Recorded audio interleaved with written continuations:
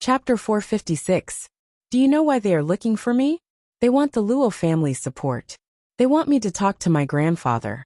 If I don't help them, they are heartless, unfilial, cold-blooded, and selfish. If I don't help them, they are saying that Jingbo is heartless and unrighteous. He doesn't care about the Yu family. If he treats his own family this way, who knows how ruthless he will be when he enters the bureaucracy in the future? Sun Yijia lost control as she spoke. She was so angry that her whole body trembled. How can they be so shameless? If it was just her, Sun Yijia wouldn't be so angry. After all, it wasn't the first time. She had already given up on them. It would be best if they had nothing to do with each other. However, they were so despicable. They wanted to ruin Jingbo's reputation and threaten her with Jingbo's future. Sun Yijia exploded at that moment. She didn't hide her hatred anymore.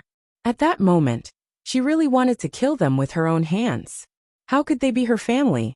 They were obviously her sworn enemies. Who do they think I am? God. I am just one of the granddaughters-in-law of the Minister of Personnel Affairs. Do you think I can influence the decisions of a first-rank official? Were they out of their minds or something? How can they say such idiotic things? In front of her two best friends, Sun Yijia did not restrain her emotions at all, and completely vented them out. Her eyes were filled with bone-deep hatred, and her expression was deranged. The beautiful makeup on her face made her look even more ferocious. The veins on her neck and the back of her hands were clearly visible. She no longer had the refined bearing of a noble lady. The emotions in Jingwan and Yuan Xiaoqiao's eyes were indescribable. The people who forced her to this extent should have been the people who cared for her the most. They should have been her most reliable support. In the end, they only hurt her time and time again. They cut her flesh and let her blood flow. They gnawed at her heart, messed up her life, and destroyed her happiness. Yuan Xiaoqiao was at a loss. She didn't know what to say. At the same time, she felt a little sad. Although the Yuan family wasn't very rich, the whole family was happy. Her parents were wholeheartedly considerate of her. Her grandfather was in a high position, and the people in the family didn't force her mother to ask for benefits from her grandfather. Although there was a little trouble in her husband's family, it was really nothing. Jingwan didn't say anything, and let Sun Yijia vent her emotions first. It was best to let it out. If she kept it in, Jingwan still remembered how her sister-in-law looked like when she first met her.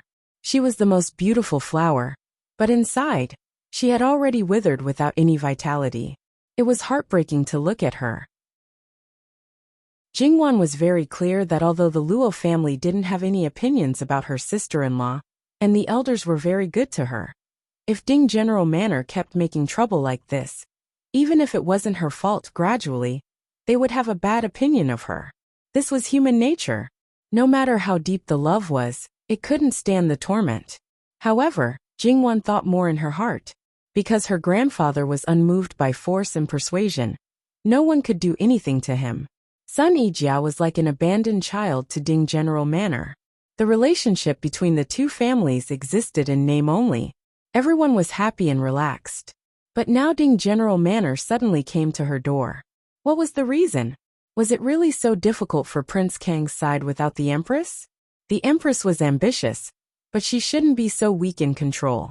However, it was also possible that Prince Kang had been poached, and some people who originally supported him had changed sides. Duke Dinghua looked for Sun Yijia to talk to her.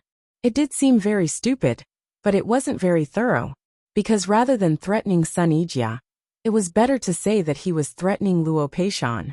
Although Luo Jingbo was a virgin, he was now famous. No one of his peers in the whole capital could surpass him. He had a bright future, and might be the backbone of the Luo family in the future. Luo Peishan naturally didn't want such a grandson to be ruined. In this way, Luo Peishan might give in to Ding General Manor. If it were another family, Sun Yijia might have been divorced, so she was the most pitiful and innocent. After venting, Sun Yijia became incomparably disheartened. Sister-in-law, don't be like this. Grandfather will solve this matter. Don't worry. Grandfather will solve it? How can I have the face to tell? Sun Yijia's voice stopped abruptly. Because of anger, hatred and emotional loss of control, she realized that she had made such a big fuss at that time. How could it not attract the attention of her grandfather and grandmother? Now they probably knew everything.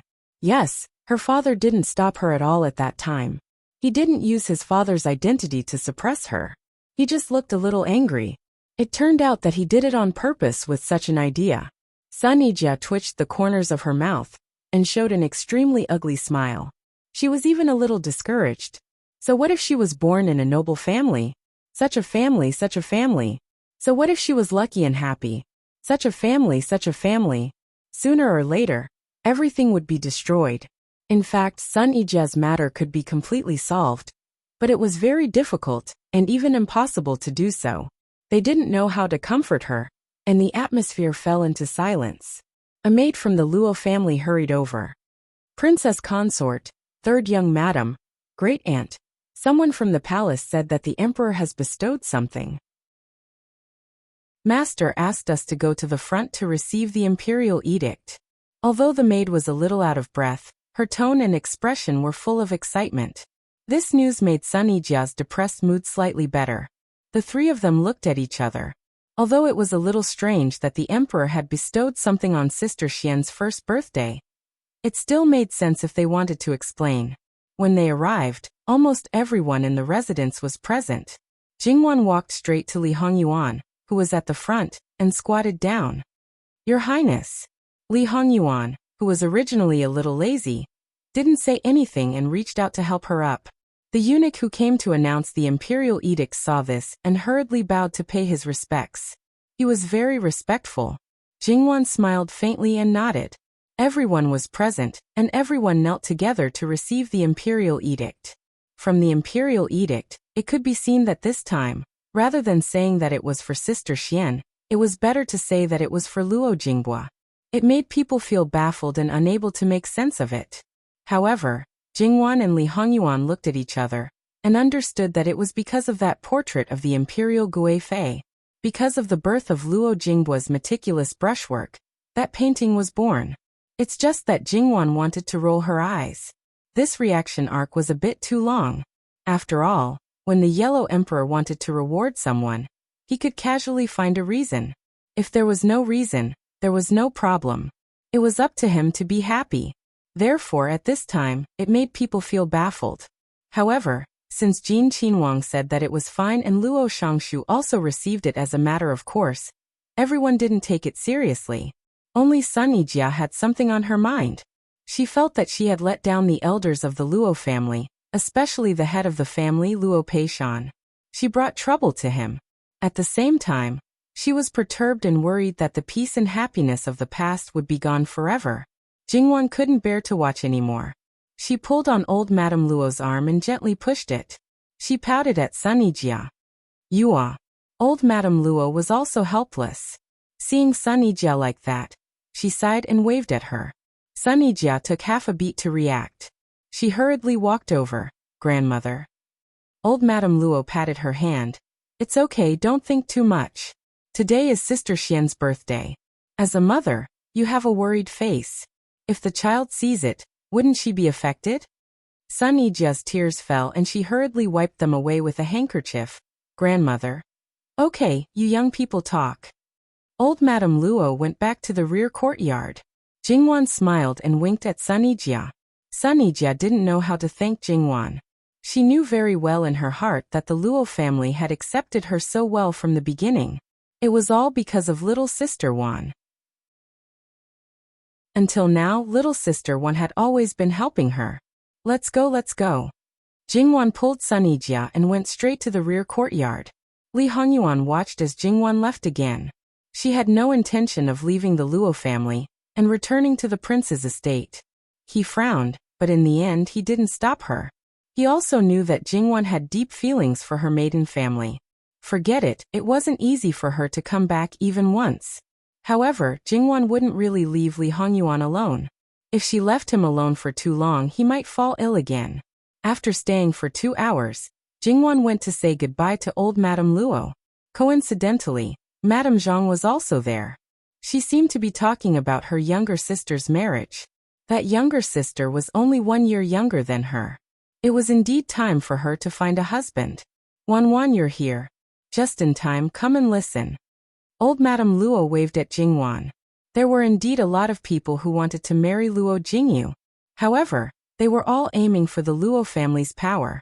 Regardless of how Luo Jingyu was in the Luo family, they wanted to climb up the Luo family's social status first.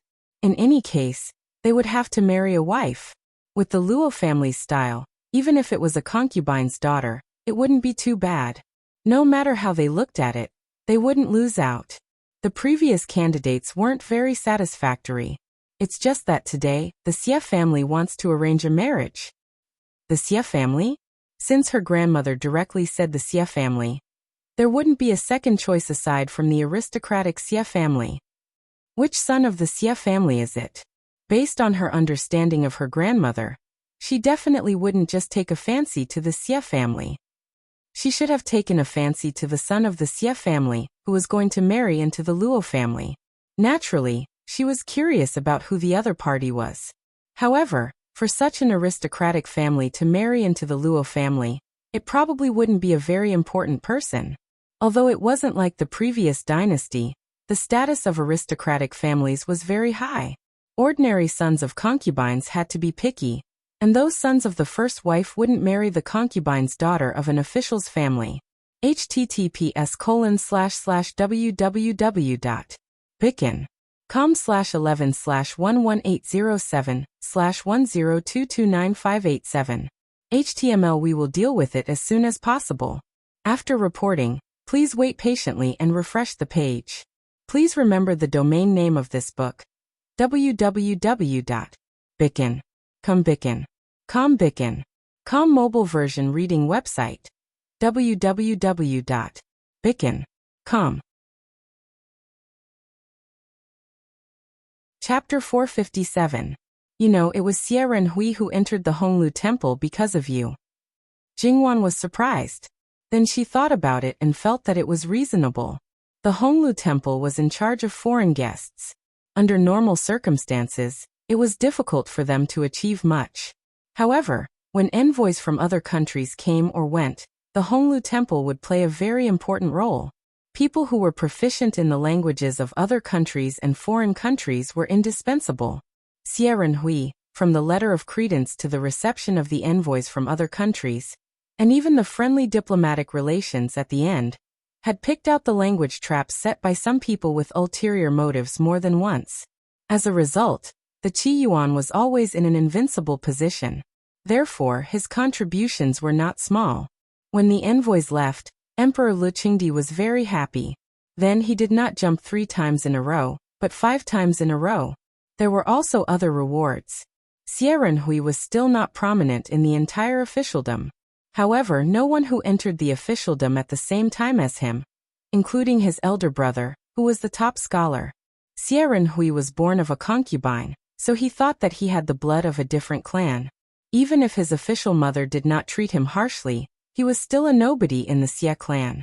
But now, although he was far from being valued by the entire clan, his branch would definitely not ignore him. She did not know why he wanted to arrange a marriage for the Luo family. Jingwan asked her question.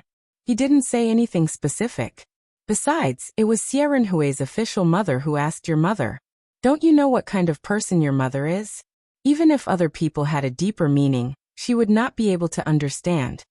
Madame Luo said bluntly. Madame Zhang was ashamed. Although it was not the first time that her mother-in-law said this, she still blushed in front of her daughter. She stole a glance at Jingwan and found that Jingwan was drinking tea with her head lowered, as if she did not hear anything. She then covered her ears and stole a bell. She then pulled her handkerchief and pretended to be dumb. If this marriage is successful, it's not a bad thing. There won't be any bad implications. Grandmother and mother can do as you see fit. Jingwan thought for a while, and did not ask about this matter anymore. After that, Jingwan bid farewell to Madame Luo and Madame Zhang. When the imperial prince and imperial consort left, everyone in the residence naturally had to send them off respectfully. In the carriage, Jingwan told Li Hongyuan about this matter. Li Hongyuan narrowed his eyes as he looked at Jingwan. His expression was unfathomable. Facing Jingwan's puzzled gaze, he sneered. Jingwan was baffled by his crazy look. Heh, what else could it be? Sierran Hui is only in his current situation because of you, the talent scout. As the saying goes, a drop of water should be repaid with a spring. Moreover, this is equivalent to the grace of a new life. Even if he spends his entire life, he won't be able to repay it. When we got married, he brought people to support you. Now he wants to have a marriage alliance with the Luo family and marry your stepsister. What's so strange about that?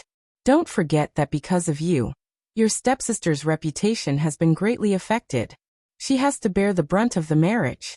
Otherwise, your mother and the others would not have been unable to find a suitable candidate. What's so strange about him doing such a thing? Jingwan could naturally hear that something was wrong from his words. Then wasn't this jealousy a bit too unreasonable?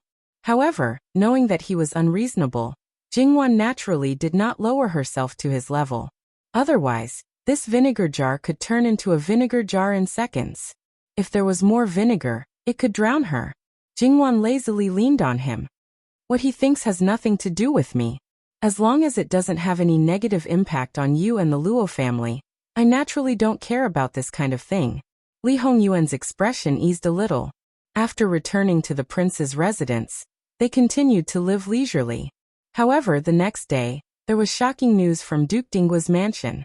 Even Li Hongyuan was speechless for a long time.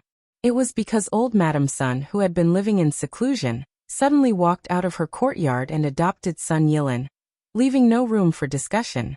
And the person she adopted was the younger brother of the former Duke Dinggua, a person who died halfway before reaching the age of 20.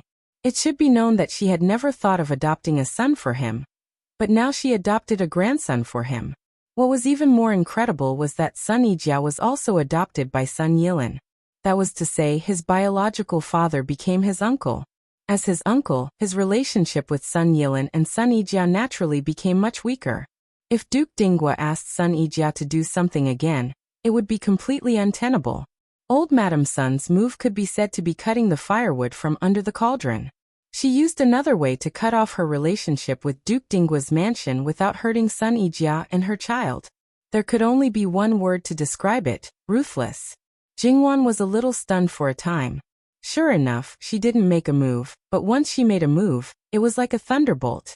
https://www.bicken.com/11/11807/10277729. HTML. We will deal with it as soon as possible. After reporting, please wait patiently and refresh the page. Please remember the domain name of this book: www.bicken.com mobile version reading website mbicken.com. Chapter 458. Old Madame Sun was definitely a qualified official mother. Otherwise, how could the former Duke Ding leave so many concubine children behind? Not only that, but she also allowed them to continue to stay in the Duke's mansion and enjoy the honor of Duke Ding's mansion after the death of the former Duke Ding. It should be known that even if they were brothers, in Duke Ding's mansion, it was absolutely different from outside. Naturally, some people were not convinced by this sudden change. Then, they were beaten up by old Madame Sunday. These people probably forgot her nature and character, because old Madame Sun had been eating vegetarian food and praying to Buddha for a long time, and didn't have a strong sense of presence. In fact, old Madame Sun didn't mistreat those concubines' children. It was not for the sake of reputation, nor was it really virtuous and magnanimous. She just didn't care. Because she didn't care, she allowed them to exist. Therefore, at this time, she didn't care about reputation.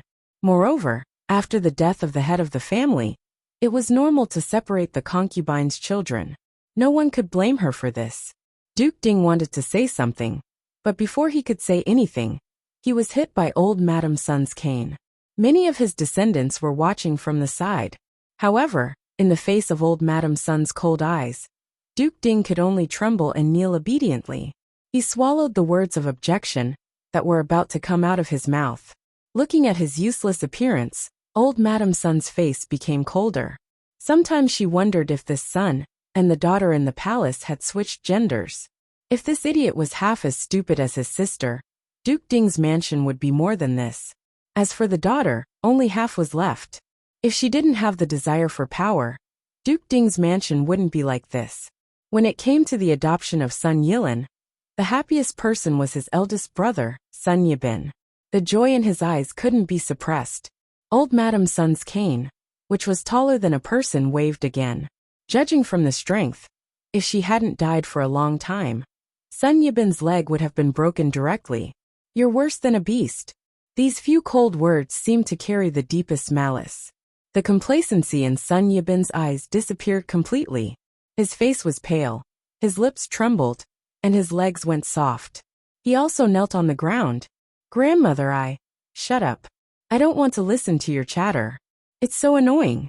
Sun Yibin's face was extremely ugly. If his grandmother's words were spread out, his reputation would be tarnished in a very short time, and he could not wash it clean. More importantly, he could not even think about the position of the heir of Ding General Manor. Not to mention that his father was dissatisfied with him now. Even if his father still supported him as before, it would be difficult for him to get what he wanted under the pressure of his grandmother. Moreover, the relationship between His Majesty and his grandmother seemed to be unusual. He believed that his grandmother could make him lose everything with just one word in front of His Majesty. Sun Yibin's heart was filled with hatred. He couldn't care less about anything else. He only wanted to change the current situation. Old Madam Sun was old and shrewd. She saw his expression and understood it clearly in her heart. She couldn't help sneering and scolding him in her heart. Sure enough, a dog can't change its habit. He never knew how to reflect on himself. Out of sight, out of mind. Out of sight, out of mind. Old Madam Sun turned directly back to her courtyard. As soon as the courtyard door was closed, two completely different worlds were formed inside and outside the wall. The wall, which was not as high as a mountain, was like an insurmountable moat. As for the people outside, without Old Madam Sun's permission, those who were kneeling did not dare to get up, and those who were standing did not dare to leave, because the head of the family could not leave. The uncle who had been driven out was the best example. They did not want to leave the protection of Ding General Manor. Therefore, they were all scheming against each other a few days ago, but now they were all obedient. However, in the whole Ding General Manor, no one told Duchess Ding about the adoption of Sun Yilin and Sun Yijia. She didn't know whether it was because they had simply forgotten her, or for some other reason. In fact, in the end, it wasn't that no one wanted to invite the Duchess of Ding out to make trouble for Old Madam Sunday. It was well known that the Duchess of Ding cared about Sun Yilin. If she knew that her son was gone, she would really make a scene. However, no matter how much Duchess Ding did, she could be suppressed by Old Madam Sun, who stood at the top. At that time, whoever invited Duchess Ding out would definitely be dealt with by Old Madam Sunday. After seeing her thunderous means, this group of people naturally did not dare to stroke the tiger's whiskers. After hearing the follow-up, Jingwan couldn't help but sigh. Yuan, do you think that if Old Madam Sun had set the overall direction of Duke Dinggua's mansion from the beginning, would the current situation of Duke Dinggua's mansion be completely different? It would indeed be different, but it would be worse than it is now. In such a situation, she still worked hard for Ding General Manor, the Sun family, and even the Empress and Li Hongyi. Now the grass on her grave is deep. Because of her, she can occasionally suppress Ding General Manor. But when she is gone, Ding General Manor has no shackles at all. Moreover, Ding General Manor is a grandfather, but he is still suppressed by his mother. How can he be happy? It's obvious that the things left by Old Madam Sun, and the people cultivated by her, will be abolished by him for various reasons. Can Ding General Manor be better in his hands? Well, her husband was very reasonable. So Old Madam Sun had seen through the situation. So she left Ding General Manor to fend for itself? Or did she really not have a good impression of Ding General Manor, didn't care, and didn't want to intervene at all? Probably only Old Madam Sun herself could answer this question. Sun Yijia, who received the news, cried hard and kept shouting grandmother. She was not expelled from Ding General Manor, but she basically had nothing to do with Ding General Manor. What she once thought was impossible was achieved so easily. Sun Yijia felt that this was like a dream. But she clearly realized that this was definitely not a dream. Luo Jingbua sat next to her with Sister Xian in his arms. He didn't say anything, but in this way, he told her that they would always be by her side and support her. Their family would always be happy. Seeing Sister Xian clumsily trying to wipe away her tears, Sun Yijia's heart softened. She hurriedly wiped away her tears, hugged Sister Xian in her arms, and kissed her. Her heart relaxed, but there was also a trace of pain that was hidden very deep. As for Sun Yilin, who was still thousands of miles away, there was no way to know how he would react after learning about this matter. This matter affected not only the people of Ding General Manor. It should be said that everyone related to Ding General Manor was affected. To some extent, it could be said that it was even more serious than the people of Ding General Manor. After all, there were many people in Ding General Manor who were just idlers. In essence, this actually represented old Madame Sun's attitude on certain matters. She had painstakingly cultivated the younger generation for the sake of prosperity, but now the most promising one was sent away. The meaning behind this was simply too obvious. If the old lord of Ding General Manor had such an attitude, how would the people who relied on Ding General Manor feel? It was not that no one went to Ding General Manor to ask to see old Madame Sun, hoping that she could withdraw the order before the matter became a foregone conclusion. Even some elders of the Sun family came forward, hoping to persuade her with emotion and reason. Most of them, old Madame Sun didn't give them any face at all. She didn't even meet them. As for the one or two elders who did meet her, she was also cold and indifferent. She didn't say much. She probably meant one thing. What's wrong? There were people in the Sun family whose seniority was higher than old Madame Sun's. But in the face of such a powerful old Madame Sun, they could only be silent. After all, old Madame Sun was a superior madam, and the patriarch of the Sun family was Ding General Manor. If they really wanted to argue, they might not be able to suppress her with seniority. What's more, she was the mother of the Empress. A mother's identity could really be used to suppress others with filial piety. Even the emperor had to be obedient in front of his mother. The Empress was really nothing. It was human nature to seek advantages and avoid disadvantages. The actions of these people, on the contrary, sped up old Madame Sun's action. She didn't choose a good day, but directly opened the ancestral hall, worshipped the ancestors, and directly changed the family tree. In this way, the matter was completely settled. From the beginning to the end, the Empress didn't send anyone to stop this matter, and Prince Kong didn't do anything. Obviously, there was no room for recovery. The others also stopped, but it was hard to say what they thought in their hearts. However, very few people knew that the Empress's illness seemed to have worsened, and Prince Kong seemed to be irritable again. However, seeing that Lu Qingdi was also indifferent, some old officials who knew his temperament faintly felt that Lu Qingdi was actually happy to see this matter succeed.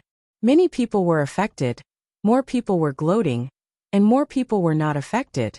Li Hongyuan ordered that the investigation of old Madame Sun's matter could be suspended. Jingwan was somewhat puzzled, but she also seemed to have a sudden realization. What Li Hongyuan cared about now was Jingwan's birthday. On the second day of the second month, the first birthday after becoming a Qinhuang Fei. No matter what, it couldn't be perfunctory. It must be celebrated, and it must be celebrated on a grand scale. The grand celebration that Jin Qinhuang spoke of, could it be an ordinary grand celebration? When Jingwan heard these two words, she subconsciously wanted to refuse. If it wasn't for some taboo, Jingwan didn't doubt that he could make it more grand than the emperor's birthday celebration. But now, even if it didn't reach that level, it definitely wouldn't be that bad. If it was done, it would be flaunting his wealth again, and drawing hatred again. Jingwan hesitated, but when she met Li Hongyuan's gaze that seemed to see through everything, and it was also cold, it was obvious that he rejected her idea. Thus, the words that were at the tip of her tongue were swallowed back. Generally, a psychopath wouldn't take her seriously. If he took her seriously, it was simply asking for her life. Therefore, if he really made up his mind, it was best not to go against him. Okay, as long as you're happy. That's right, Ayuan, can Ani get married? https://www. Bicon.com/11/11807/10319903. HTML chapter error. Click here to report, exempt from registration. We will deal with it as soon as possible. After reporting, please wait patiently and refresh the page. Please remember the domain name of this book, www.bicon.com. Bikugo mobile reading website, mbicon.com. Chapter 459. What? You want to marry one of your maids to him? Since 3 years ago, and he basically didn't go out on a mission. He just completely changed to the light. Lee Hongyuan's performance was quite straightforward.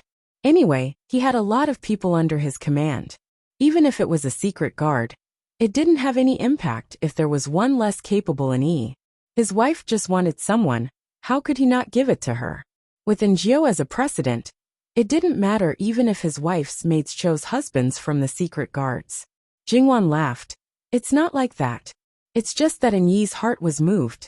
Because of his identity, he restrained himself and didn't show it much. When he faced the person he liked, he would still reveal a little bit of himself. Li Hongyuan raised his eyebrows slightly. Obviously, he was a little surprised. The secret guards had undergone special training. Their biggest characteristics were strong ability, loyalty, and indifferent feelings. Of course, indifference didn't mean that they had no feelings. It was normal for them to suddenly have some thoughts. The person he likes also likes him? His wife was very good to the maids who served her. If it was purely his people who had thoughts, his wife probably wouldn't have asked him. Therefore, it wasn't unreasonable for the people around him to want to please the mistress. It's Baishao. Baishao is calm and capable, probably because of Sister Hei. She's more introverted in personal feelings.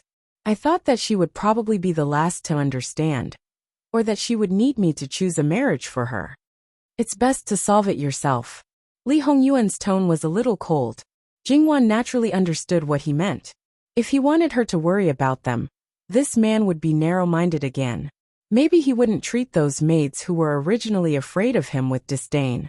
In his heart, he would only be satisfied if she put her mind on him at all times. If she diverted a little attention, he would be very unhappy. Jingwan vaguely knew that several of his close maids seemed to have found men for themselves. They first sent them out and then got married. In the current environment, it was shameless for an innocent girl to find a man for herself. Losing one's chastity before marriage was not tolerated. If it was known by others, she didn't know how much gossip she would have to bear. Those who couldn't bear it well might be forced to death. Jingwan couldn't imagine how wrong Si, Ge, and Fu had been at that time. Therefore, to a certain extent, being the maids of the King of Hell was definitely the most miserable among all the high officials and nobles. Therefore, after they got married, Jingwan didn't specially prepare any maids for him. In fact, Li Hongyuan's maids were more to deal with trivial matters. Now that Jingwan's maids were here, naturally, there was no need to arrange another one. Si, Ge, and Fu had not appeared in front of people before. Outsiders were used to it, so they didn't notice that Li Hongyuan actually didn't have any close maids. Otherwise, Jingwan would be criticized again. What about the others? Have they been confirmed? Li Hongyuan asked indifferently. Almost. I've already asked the nanny to deal with this matter. The agenda of the 3 letters and 6 rites still has to be carried out. The servants in the mansion don't matter. My guards are all of good background.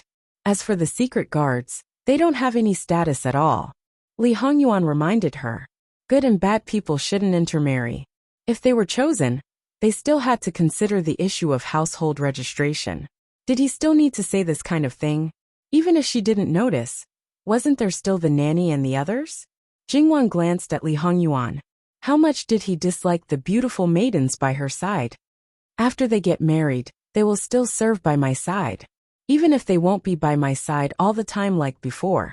The nanny has already trained the candidates to replace them. Now they are already learning by their side. Jingwan couldn't help but say. Li Hongyuan glanced at her, and naturally understood what she meant. The ones who will replace you now, can they have the deep friendship that you grew up with? In the future, with your husband here, you can't count on them. Don't count on them to be the same as the ones now. Jingwan almost had blood on her face. She really couldn't understand. How did a prince in a feudal society develop this kind of clingy wife temperament? If it was in hiding gold, it was possible that the wife was strong and the husband was weak. But this lord, he could kill a bunch of people in minutes. He was so overbearing and powerful that there was no limit to it. This completely didn't conform to the character's attributes. Where did it come from? Although this attribute was annoying, it was also a sweet annoyance. Jingwan was just curious, so she didn't want to get to the bottom of it. Since they wanted to celebrate Jingwan's birthday, it was natural to give instructions early. As the star of the birthday, there was no reason for her to personally handle this matter. However, the people in Jin Wangfu were all very capable. Now that Jingwan's prestige in the Wangfu had already been established, even without Li Hongyuan, they would still take out 120% of their energy to do it perfectly. What's more, Wang Ye had personally instructed that if it was done well, there would be rewards afterwards. However, if there were any mistakes, they definitely wouldn't have a good fruit to eat. With Gong Momo in charge of the overall situation and controlling the cards, Jingwan continued to be idle until she was moldy. She could only continue to paint, take care of the flowers and plants, and be lovey-dovey with Li Hongyuan. These days it was so leisurely that it made people want to beat them.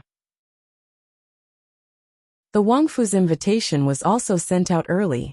As long as there wasn't a problem with the brain, presumably, they would leave the 2nd of February empty. If they chose to do things on that day, they would consciously advance or postpone it. After all, they couldn't not give face to Jin Wangfu, unless they completely didn't reach this level. The Wangfu of each Wangfu would hold a birthday celebration, so it wasn't surprising to receive an invitation at this time. They just needed to prepare a congratulatory gift, and nothing else.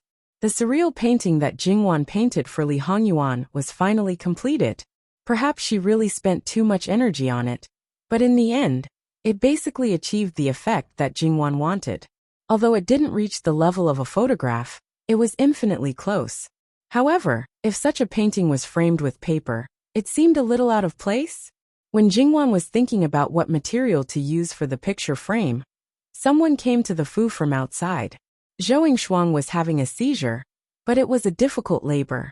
It seemed that things weren't going well. Zhou Shuang was married to the son of the Imperial College's chancellor. The Imperial College's chancellor belonged to the more noble kind. Moreover, in the Qi Yuan, his rank wasn't very high, so it wasn't easy to invite an imperial physician. Moreover, a life was at stake, so they couldn't delay it. They had no choice but to ask Jingwan for help. Jingwan became anxious all of a sudden. Without saying anything, she directly asked Muan to go to the imperial hospital and invite the best gynecologist and pediatrician to immediately rush to the Imperial College's chancellor's house. There shouldn't be any delay. Muan naturally knew the details of Jingwan's friends before she got married. He didn't dare to be negligent, so he took out his speed to sneak people to the Wangfu. However, it seemed that God was deliberately against Zhou Shuang. The two gynecologists went to the palace. It was rumored that there seemed to be good news in Emperor Lu Cheng's harem. Muan really didn't know what expression to use. He could go to other places to snatch people, but he didn't dare to go to the palace. Moreover, Lele was already an emperor at this age, but he could still have an imperial concubine pregnant. It was simply an example of the vigor of a dragon and the vigor of a tiger. It was the proof that he was still vigorous despite his old age. Muan had no choice but to rush back to Jinqin Wangfu. Jingwan, who was originally anxious, became gloomy after learning about the situation. Li Hongyuan raised his eyebrows and appeased Jingwan's anxiety. Let Gong Jiu go first, at least to ensure that there won't be any accidents. I'll go to the palace. Even if something happened in the palace, Li Hongyuan could also take an imperial physician with him. Jingwan was startled. Logically speaking, her husband would never care about this kind of thing. But now, in the end, it was for her. No matter how unhappy he was because she had ideas about other people, when something really happened, he could support her 100% and help her. With a husband like this, what else could she ask for? Ah Yuan, thank you. Li Hongyuan chuckled. This husband will accept it. Remember to prepare a thank you gift when you go back. A word of thank you is far from enough. He gently pinched Jingwan's nape, hinting at something that couldn't be too obvious. Okay, I'll give whatever Yuan says he wants. Li Hongyuan's expression was cold again. I don't usually see you so generous. https://www.bicken.com/11/11807/10342226. HTML chapter error. Click here to report. Registration is exempted. We will deal with it as soon as possible. After reporting, please wait patiently and refresh the page. Please remember the domain name of this book. www.bicken.com mobile edition reading website, mbicken.com. Chapter 460. On the way to the palace, Li Hongyuan already knew which concubine was pregnant. It was none other than Wei Xianfei, the former Wei's Princess Yining. According to the time, it was not the first time she was pregnant, but at some time later, the two of them slept together again. It was normal for Wei Xianfei to plot against a child in order to settle down. But Lu Qingdi, who slept with the wrong person at the wrong time and lost face, should be very unhappy. Under normal circumstances, he would not sleep with the wrong person for the second time. But Lu Qingdi did. No one believed that it was a coincidence. If there was a second time, there would be a third and fourth time. As for how many times, probably only some people in the Jingshifang, and some people in the harem, who paid close attention to it knew. For Li Hongyuan, not to mention that Lu Qingdi now had a concubine who was pregnant, even if there were 10 or 100 more, he would not care. But it happened to be Wei Xianfei. When Lu Qingdi missed the imperial noble consort deeply. If Wanwan knew, she would be angry again. Many men, no matter how affectionate they were, did not prevent them from seeking pleasure with other women. Lu Qingdi was probably a typical example. He might feel ashamed and angry at the time, but after that, nothing happened. Wei Xianfei was a beauty, and she was raised to be delicate. Moreover, the first time she slept with Lu Qingdi, she was so wanton. Even if the hymen in her body was still there, she must have tasted the taste of love. She might even have been specially trained by someone who would do such a thing to her, a princess of the first wife. According to some of the words and deeds of the former Wei's eldest prince, one could infer a thing or two. Therefore, for a woman like Wei Xianfei, unless it was a man with a firm heart, a man who was not greedy for pleasure, or a man who was not fond of beauty, after tasting her once, it would be difficult for him not to touch her a second time. Therefore, as long as Wei Xianfei had the heart, she did not expect any favor. She just wanted to have sex with a man, which was not too difficult. Li Hongyuan entered the palace, and Lu Qingdi was still in the Iha palace. So there was nothing to avoid. When Lu Qingdi learned that Li Hongyuan wanted to see him, he was not only surprised, but also felt somewhat guilty. Because of this, his initial joy could not help but fade a little. He hurriedly asked someone to call him in. Li Hongyuan was the first man to truly move Wei Xianfei's heart. Although it may be because of his excellent and perfect appearance, her heart was truly moved. She had already prepared herself to be a concubine. But in the end, she didn't get what she wanted. Especially since the other party had never looked at her directly. It was normal for her to hate him because of love. Under such circumstances, he suddenly stood in front of her. It was also his first time stepping into her palace. She subconsciously placed her hand on her lower abdomen. She suddenly felt the panic of betraying her beloved. She was worried that he would misunderstand. She was worried. However, all these complicated emotions disappeared the moment she saw Li Hongyuan. That man still did not see her. How she was, whether she was pregnant with someone else's child, it had nothing to do with him. The complacency of achieving her goal was gone. Only strong hatred was left. She unconsciously clenched her hand on her lower abdomen. There was also a dull pain in her abdomen, but Wei Xianfei did not feel it at all at this moment. Old Six, why did you come to see me at this time? Lu Qingdi acted like a monarch and a father to cover up the strangeness in his heart. Son congratulates father first. Perhaps in a few months, Sun will have another younger brother. Although he was a little embarrassed, he was more happy. His concubine's pregnancy was the greatest affirmation of his imperial body. It was good to be old but strong. The longer he sat on the throne, the better. However, Lu Qingdi's good mood did not last long. Because this matter would obviously make his wife unhappy, and Li Hongyuan would inevitably make his father unhappy. Therefore, those emotionless eyes stared at Lu Qingdi. Regarding the establishment of the imperial noble consort's altar, can you choose an auspicious date to start construction? This topic was completely unexpected. Lu Qingdi did not react for a while. Logically, this was not an urgent matter. There was no need to ask to see the concubine. Then, Lu Qingdi suddenly woke up, especially when his son's cold eyes swept over Wei Xianfei's belly. No matter how stupid he was, he should have understood what was going on. His Momo was still wandering in the world. Was she by his side most of the time? Then, Lu Qingdi could not help but shiver. Every time before he rolled with Wei Xianfei, it seemed that because he had looked at Momo's portrait for a long time, he could not sleep. If Momo happened to be by his side, how sad would she be? Seeing Lu Qingdi's stiff body, Li Hongyuan was like an ancient well without ripples. Because of the imperial noble consort, he was able to live again, and then get what he wanted. Therefore, he wanted to protect her. However, her emotional problems were not within his consideration at all. What kind of entanglement she had with his father, the emperor, had nothing to do with him. Imperial father, this son needs to use the 2 imperial physicians. Please allow it. Because his heart was too weak, Lu Qingdi could not wait for his son to leave. He waved his hand, allow. Without asking for the reason. Thank you, father. Son will take his leave. The 2 imperial physicians who pretended to be in the background were still retreating. Li Hongyuan directly turned and left. His behavior, to put it seriously, was offensive. However, in Lu Qingdi's eyes, it was his son who was angry. On the day of the emperor's birthday, his son saw how he reacted when he received Momo's portrait. Then, he slept with another woman, and was conferred the title of imperial concubine.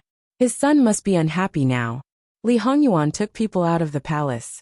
He directly ordered people to take the imperial physicians and send them to the imperial college.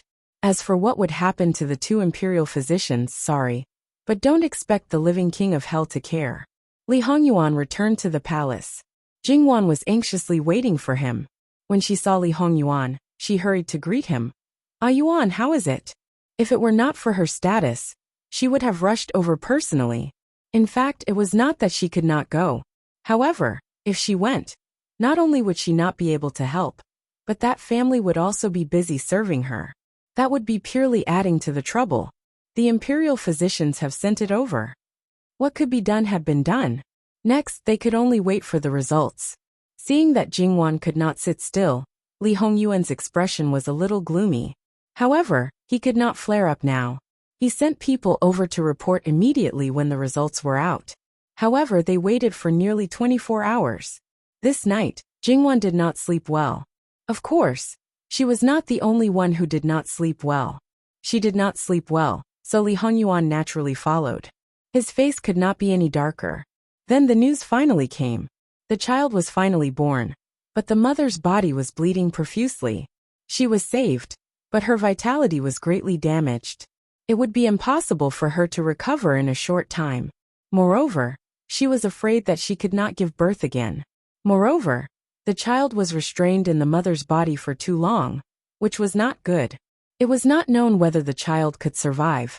This situation seemed to be a great blessing. Jingwan's heart was still heavy. She asked Nanny Gong to open the storeroom, and selected a lot of good medicinal materials to send over. As long as the child could recover, it would be fine. Even if she could not give birth again, she would not let her suffer as long as she was alive. However, the child was in the womb for too long. She was afraid that there would be no amniotic fluid, which would cause hypoxia. In the end, the child would suffer from anoxic cerebral palsy, which would be devastating to Xiangshuang. For Li Hongyuan, giving birth was just a matter. Although it was dangerous, he did not take it seriously. However, after listening to Jingwan's details, his eyes narrowed slightly. For other women, No matter how many of them died, it was not a big deal. But for Wanwan, Li Hongyuan was thinking about the possibility of not letting Jingwan have a child. When the libation lord received the things sent by Jingwan, he naturally thanked her profusely. Then, seeing so many good things, some people would not be able to see them in their lifetime. Naturally, they could not help but be greedy. They held the things in their hands and did not want to put them down. Seeing this, Nanny Gong was very clear about these things. Naturally, she hinted a few words. Was these things more important? Or was your husband's future more important? You must think clearly. Although Jin Wangya had no power or influence, but to block the future of some people, it was also an easy matter. Nanny Gong looked at Zhou Shuang's husband again. Wang Fei Nyang is very concerned about your wife. After all, after Wang Fei Nyang entered the capital, she only made friends with a few girls. If it were not for her status, she would probably visit them in person. Wang Fei Nyang knows that you are a person who values friendship and righteousness. Don't disappoint Wang Fei Nyang's expectations. In the future, her unfinished words were clear to everyone. Nanny Gong took her leave. The libation lord's family had different thoughts. However, as long as they had a little brain, they should know what to do. https://www.bicken.com/11/11807/10342227. HTML. We will deal with it as soon as possible. After reporting, please wait patiently and refresh the page. Please remember the domain name of this book.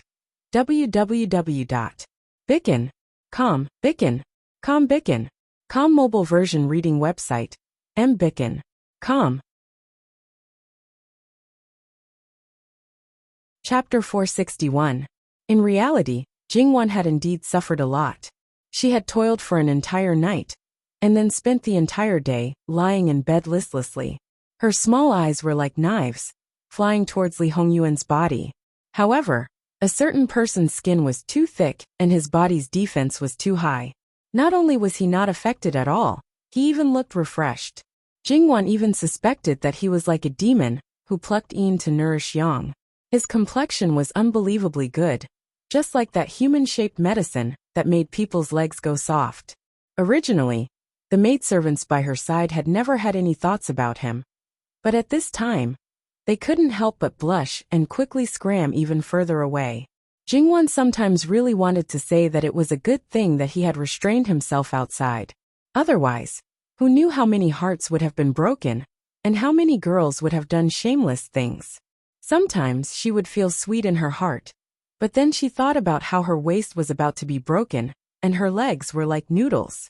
Even with her physique, she could only imagine how miserably she had been tormented.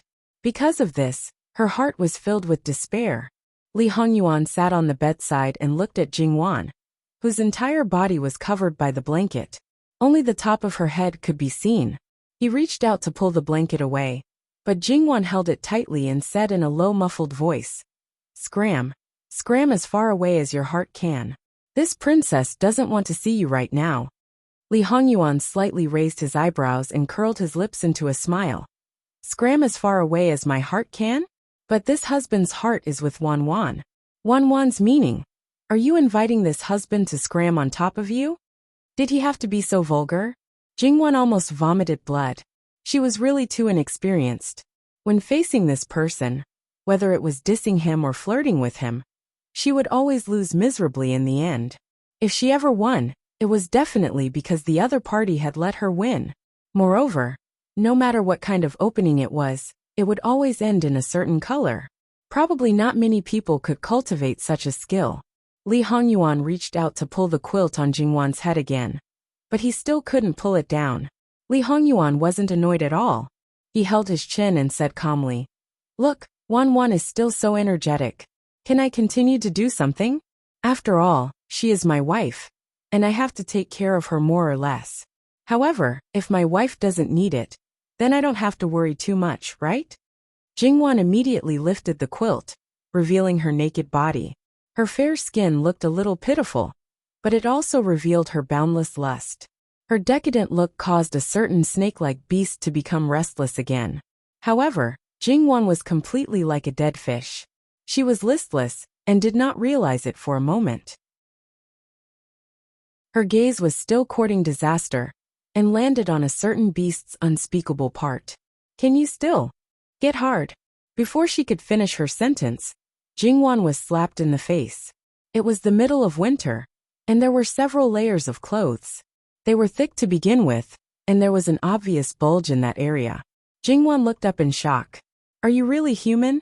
Li Hongyuan saw it clearly, and he was also quite clear about her unfinished words. He smiled faintly. Wan, what do you think? She thought she wanted to die. He was indeed a beast. Li Hongyuan saw the obvious fear on Jingwan's face and couldn't help but laugh. He reached out and stuffed her arms back into the quilt, tucking the quilt under his chin. The pleasure of having intimate relations was all about pleasure. If she was afraid of this matter, what fun would there be? In fact, last night was already about the same. The reason why he had such a reaction was completely because he had a natural reaction to her. And he couldn't help it. Li Hongyuan touched her face. I won't disturb you, but you should eat something before you sleep. Don't harm your body.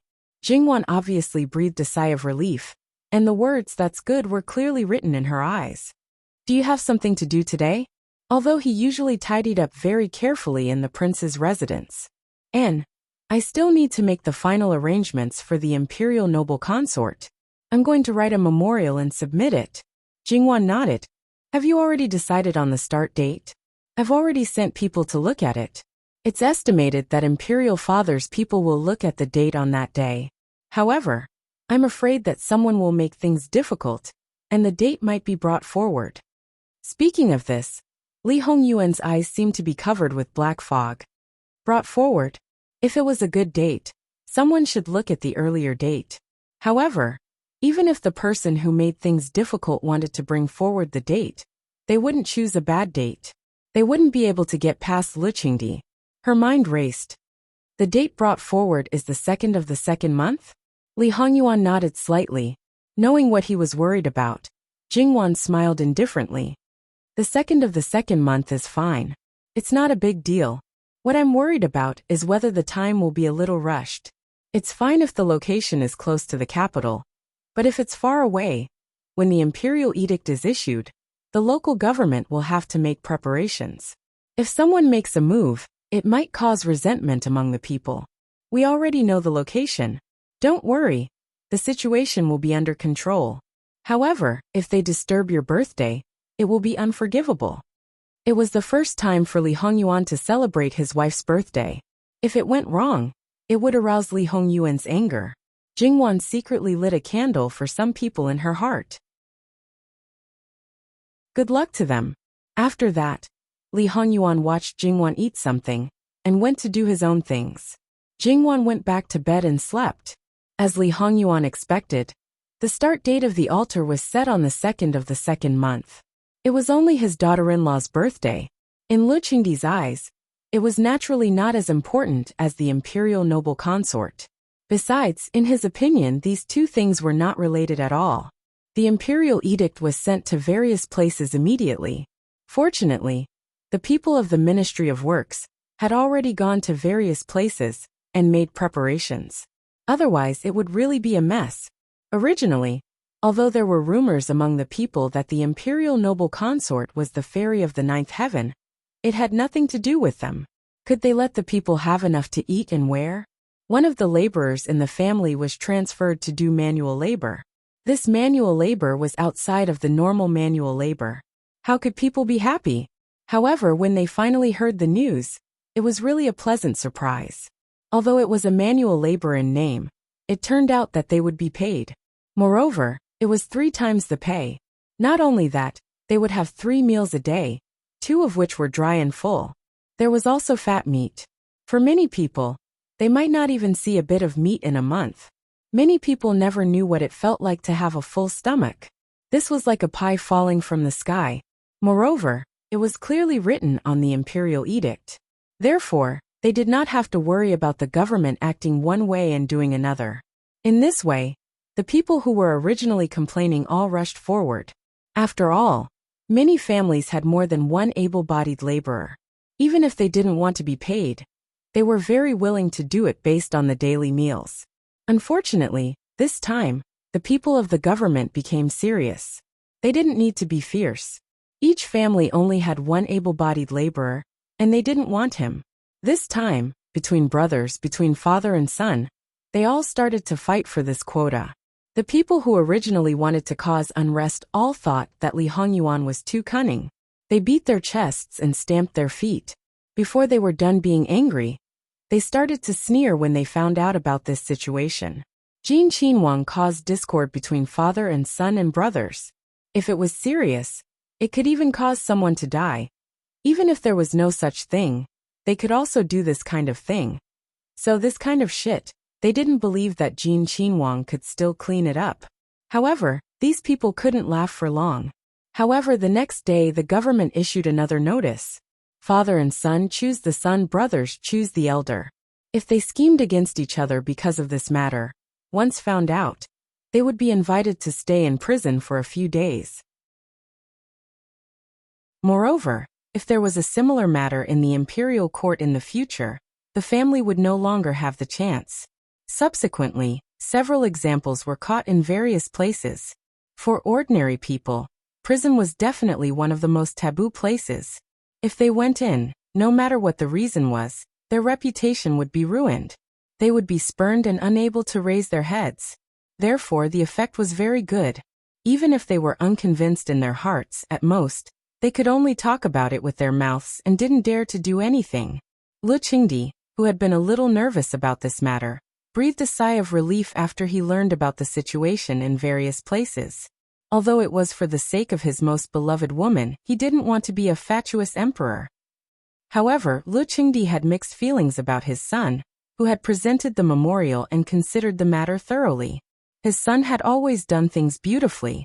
If it weren't for the fact that he was the heir to the throne, there was no need to even think about it. However, because of his outstanding performance, Lu Qingdi began to feel a taboo, especially when the courtiers kept praising him.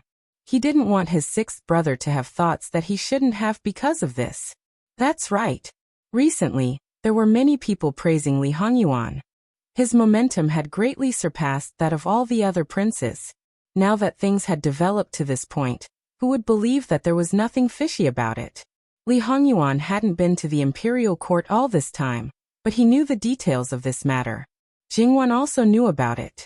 Jingwan was a little worried because of the momentum. Li Hongyuan didn't care. It's just praising before destroying it. It's not worth mentioning. The method isn't old-fashioned, as long as it's useful. Li Hongyuan, who was writing something with his head lowered, looked up at Jingwan. Wan, don't worry. We'll deal with it when it comes. It's just a small matter, not worth mentioning. It's good that you know it in your heart. I just don't know who is involved this time. This is one trick after another, one after another. It looks like they won't stop until they achieve their goal. It's just those few people. There's nothing to think about. They're just worried that I'll threaten them. It's just that if it's too big, won't the fact that you're the son of a ghost be exposed? Wan, you can rest assured about this. Except for Imperial Father and Imperial Concubine Su, everyone else who knew about this matter is dead. I think Imperial Concubine Su also told Li Hongming that if the matter was exposed, Imperial Concubine Su would definitely suffer. Even if the fabricated version was that Imperial Concubine Su died, the Emperor on the throne would be well aware of it. It would be a slap in his face. Imperial Concubine Su doesn't have the guts, and Li Hongming isn't stupid. Of course, if Imperial Father no longer has the ability to punish anyone, it's another matter. But even if it's really exposed, it won't change the final outcome. Since only Imperial Concubine Su and the Emperor know, then how did Prince know? It can't be that they told you, right? Jingwan was curious. It can't be that you were born with it, right? Born with it. That's a good excuse. The implication was that it wasn't the case. But it was obvious that he didn't want to tell her the real reason. Jingwan clicked her tongue and didn't pursue the matter. The Emperor should be summoning you soon, right? Probably. Li Hongyuan said carelessly. Speaking of which, these people are really energetic. They can't even take care of their own affairs. Yet they still seize the opportunity to scheme against outsiders. None of them are tired of it. Having power in one's hands did indeed bring a lot of convenience and benefits, but was it really that important? Perhaps because of her previous life, Jingwan didn't understand it as deeply as those people. If they can achieve their goal, no matter how tired they are, they'll probably be happy. Throughout history, not many people who have sat on the throne have lived long lives. It's not that they don't work hard. This is known to all, but it still doesn't stop countless people from wanting that position. They can do anything, they can give up everything, anything. Jingwan was surprised that a certain someone could see through it so clearly. Then you. Your husband still wants to live to 100 years old with you. Jingwan was speechless. But when she thought about how a certain someone planned so many things, she knew that he was probably busier than the emperor. But in her eyes he was idle all day long. So she didn't need to worry about him working hard. In this way, she didn't need to worry about him being tired. There was a knock on the door of the study. Master, there's a message from the palace. They want you to go to the morning court tomorrow. Li Hongyuan didn't respond, and the people outside quietly retreated. I thought that the emperor would summon you alone. But now he wants you to go to the morning court directly. What does he want? He just wants your husband to see with his own eyes how popular your husband is now. He wants to see if your husband will become arrogant because of all the flattery. You don't know who you are, you don't know what you're capable of. You also want to fight for the throne. Jingwan was disgusted by such methods. She might as well have suppressed him directly. If he didn't give him any hope, then he would have made him despair to the very end. Why did he have to use such a method of giving him hope and then ruthlessly smashing him down? This was his favorite son. A father like this could only be sad. Jingwan looked at Li Hongyuan. Fortunately, her husband wasn't the kind of person who could be manipulated at will. He also didn't have any feelings for his old man. Going to the morning court on such a cold day was definitely a very torturous thing. Although it was warmer now, it was still far from enough, especially in the morning. Li Hongyuan took his time. He didn't plan to enter the palace early, and then wait for the morning court to start. When he entered the court leisurely, the morning court was about to end, and the ministers had almost finished talking about the things to be reported. Lu Qingdi rubbed his temples and cursed in his heart. It should be known that the frequency of his catchphrase in front of Li Hongyuan was getting lower and lower. However, he still had to curse from time to time to feel satisfied. Lu Qingdi wanted to stop him outside, but when he thought about his purpose and thought about the bad temper of this bastard, if he really stopped him outside, he would definitely turn around and leave the palace. Come in.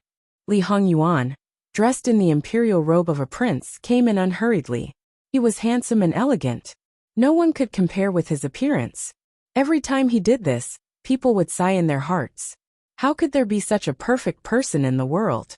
However, when he spoke and acted, all the good impressions would be shattered in seconds. It was really heartbreaking. Aken pays respect to Fu Huang. Long live Fu Huang.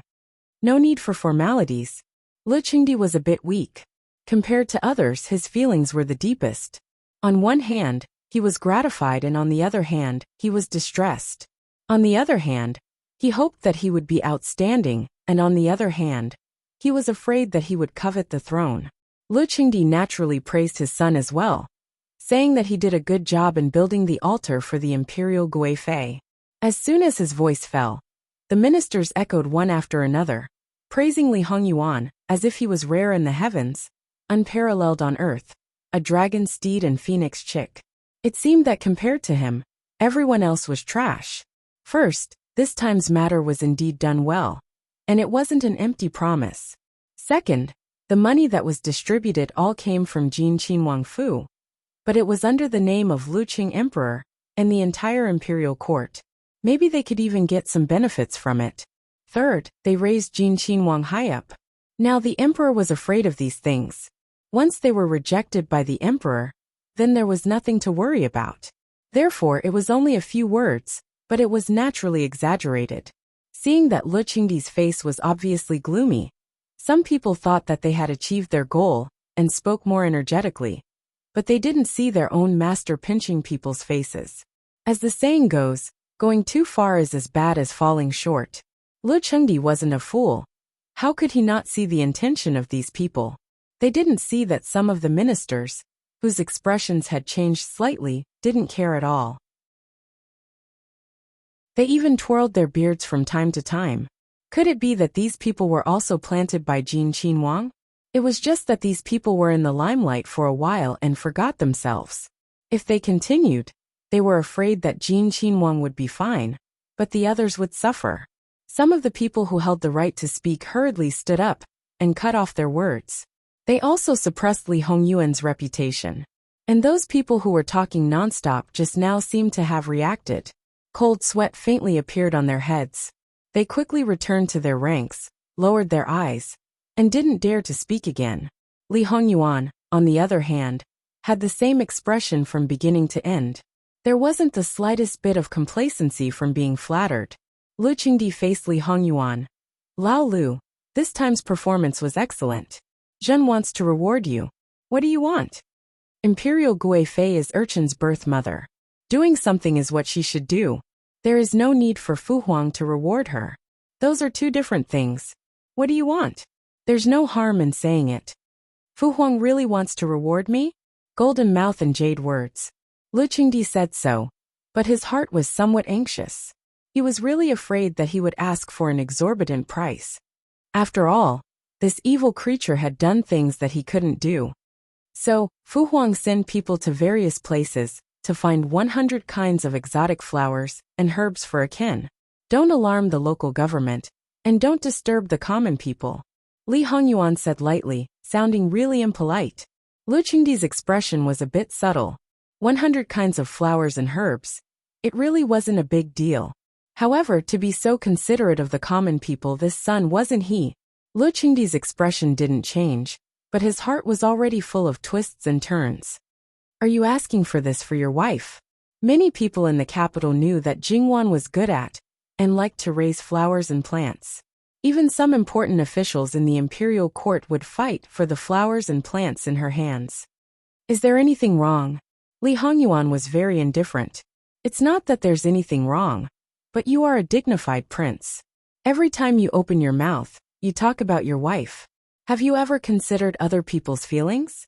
Especially the one sitting on the throne, who is your father. As a son, facing his son in front of his mother can cause trouble, let alone in front of his father. That's pure love. What a good-for-nothing. Not really. You really dote on your wife. Lu Qingdi's words seemed to be mocking him, but also seemed to be happy to see it. Not really. After all, it's what she deserves. I'm a big man. How can I hide it from her? Oh, Lao Lu, you sound like this matter is all thanks to your wife. Lu Qingdi was interested. Otherwise, even if you think that it was Urchin's idea, you still need to have some basis. A Ken grew up under the sun of heaven. What I ate and wore were the best things. The people I met were either rich or noble. Does Imperial Father think that a Ken would know what the lives of ordinary people are like? Father, you should feel lucky that you didn't say something like, why not eat meat paste? If you don't know the suffering of people, how can you know what they need? And how can you know what kind of trouble it will cause? No matter how thick-skinned I am, I can't take this kind of credit. After all, it can't withstand scrutiny and can be exposed easily. Li Hongyuan's tone was calm, but there was no lack of sarcasm in his words.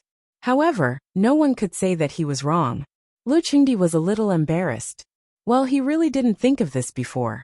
However, even if he didn't think of it, didn't the entire imperial court think of it?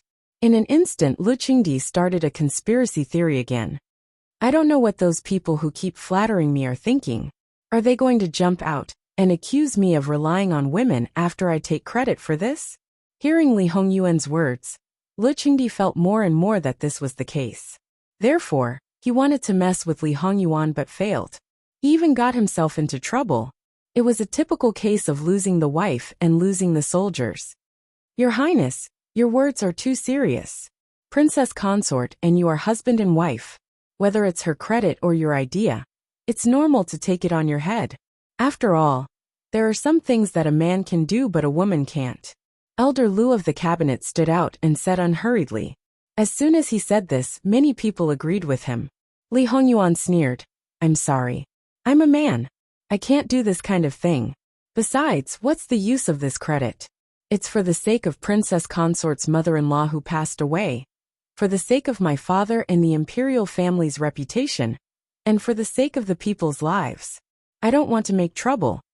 At this point, this matter couldn't be forcefully blamed on Li Hongyuan. After all, no matter how much he said, it was actually nonsense. The most important thing was that Lu Qingdi didn't want Li Hongyuan to have too high of a reputation. Luo Aiqing is a good girl raised by your family. The Luo family's upbringing should be a good example. Luo Peishan hurriedly stood out. Your Majesty, you're too kind. It's all. Lu Qingdi waved his hand. Luo Aiqing doesn't need to be so modest. Zhen has seen how Lao Lu's wife is. Don't say that she married into the imperial family. With this evil creature's virtue, it can only be because he is close to ink. Lao Lu's wife is able to keep her heart and constantly admonish this evil creature to restrain himself. This is all because of your family's good upbringing. Come, Jin Qinhuang Fei is virtuous and virtuous.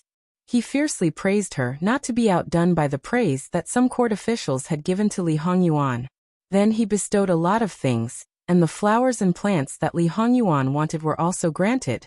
Then he gave Luo Peishan a lot of things as a reward.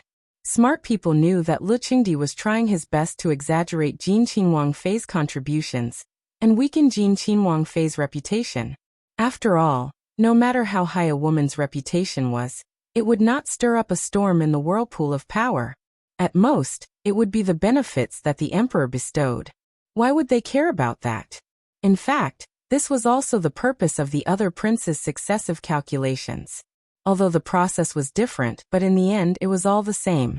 Now outsiders only knew that Jin Qinhuang Fei was benevolent, but did not mention Jin Qinhuang Fei at all. However, according to Li Hongyuan's thinking, this was also what he wanted. He really didn't need fame at all. This thing, no matter how high it was, in fact, it couldn't affect who would sit on the throne. Unless it was the kind of person who cared a lot about fame and hoped to become a wise emperor. Otherwise, there really weren't many people who would work hard and be careful for this. As the saying goes, water can carry a boat, but it can also capsize a boat. However, unless it was extremely cruel and made the people unable to make a living, there weren't many uprisings by ordinary people. More often, it was the ambition of the superior. For women, it was different. A good reputation was more beneficial to them, especially when it was praised by the superior. For example, now if someone said that Jingwan wasn't good, a sentence, the emperor said that she was good. You mean the emperor said that he was wrong, could block that person's mouth. So, in the end, it was a happy ending. Jingwan listened to the servant girl's retelling of the rumors outside and couldn't help but blush. A yuan, isn't this too much? Those things, weren't you the one who brought it up? That's right, but then it's fine. Why bother so much? If you're thin-skinned and embarrassed, just pretend that you don't know. Jingwan could only maintain her silence once again. Forget it, there was no need to think about those useless things.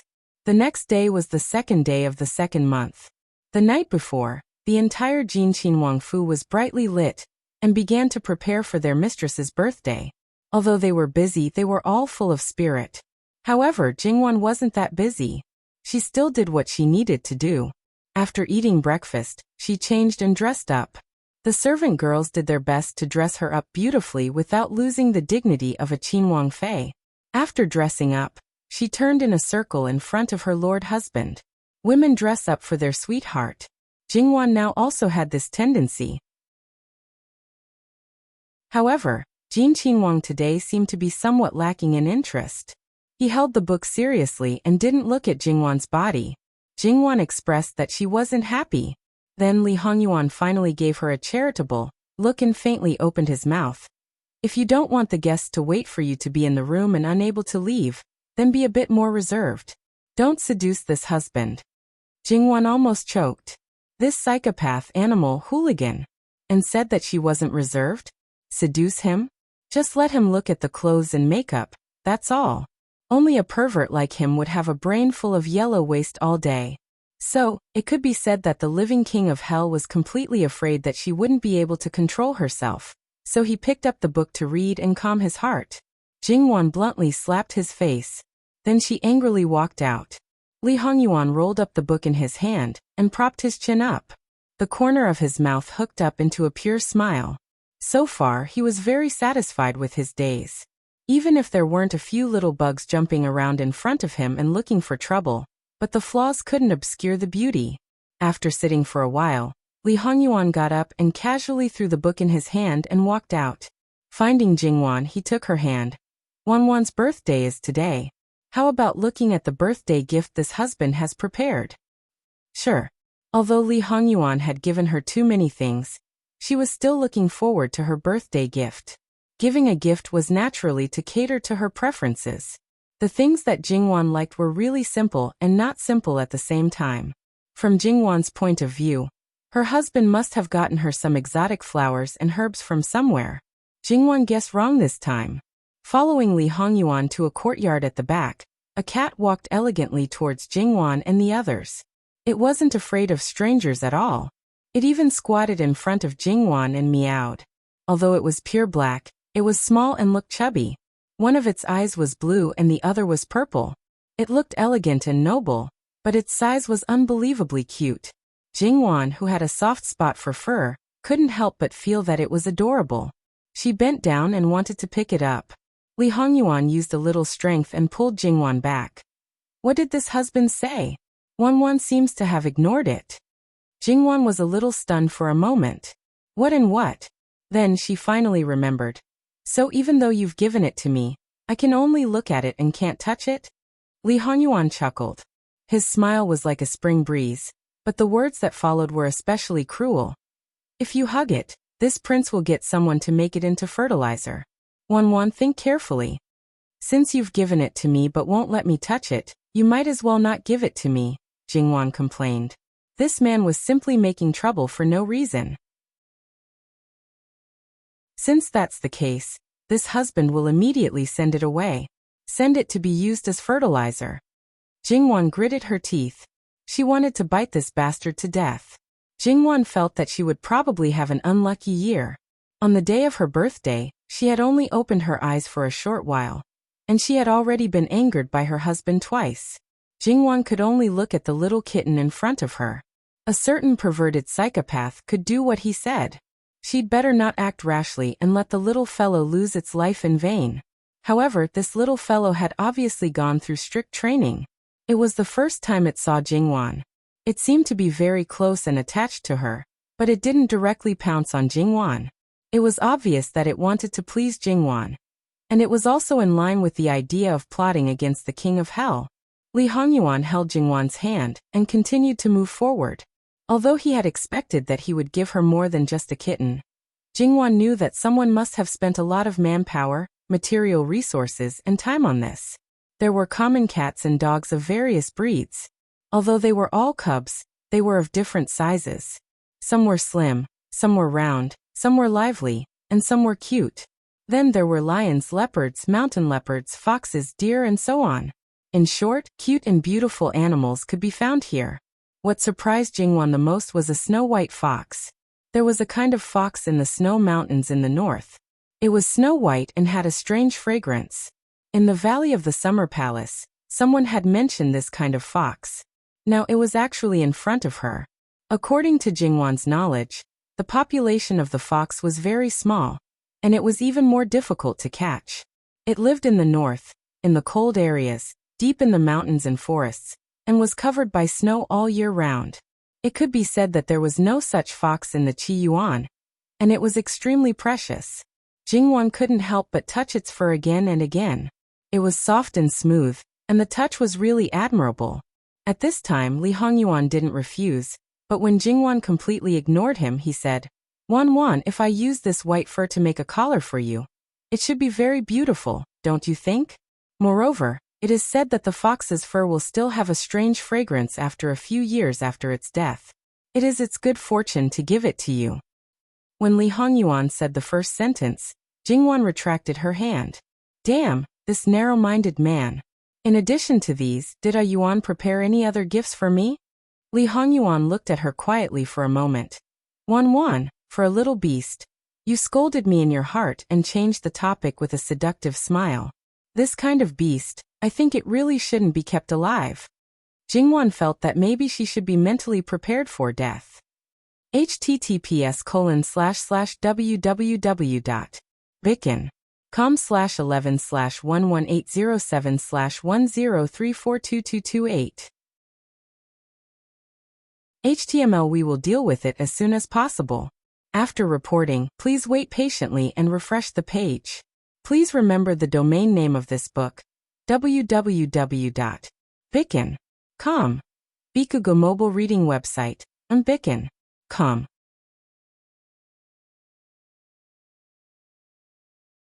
Chapter 462. Jingwan felt that she should be mentally prepared to die. Therefore, it was not a good thing to have a husband who seemed to be able to see through everything. Yuan, if you kill this little fox, I will be sad. Can you bear to do that? Jingwan sent a tearful emoji.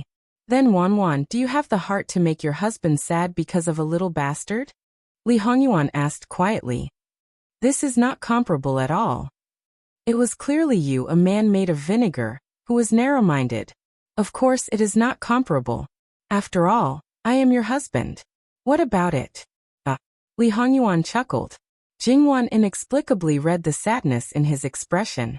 It was as if the person in front of him was a scumbag woman who could put a beast in front of him.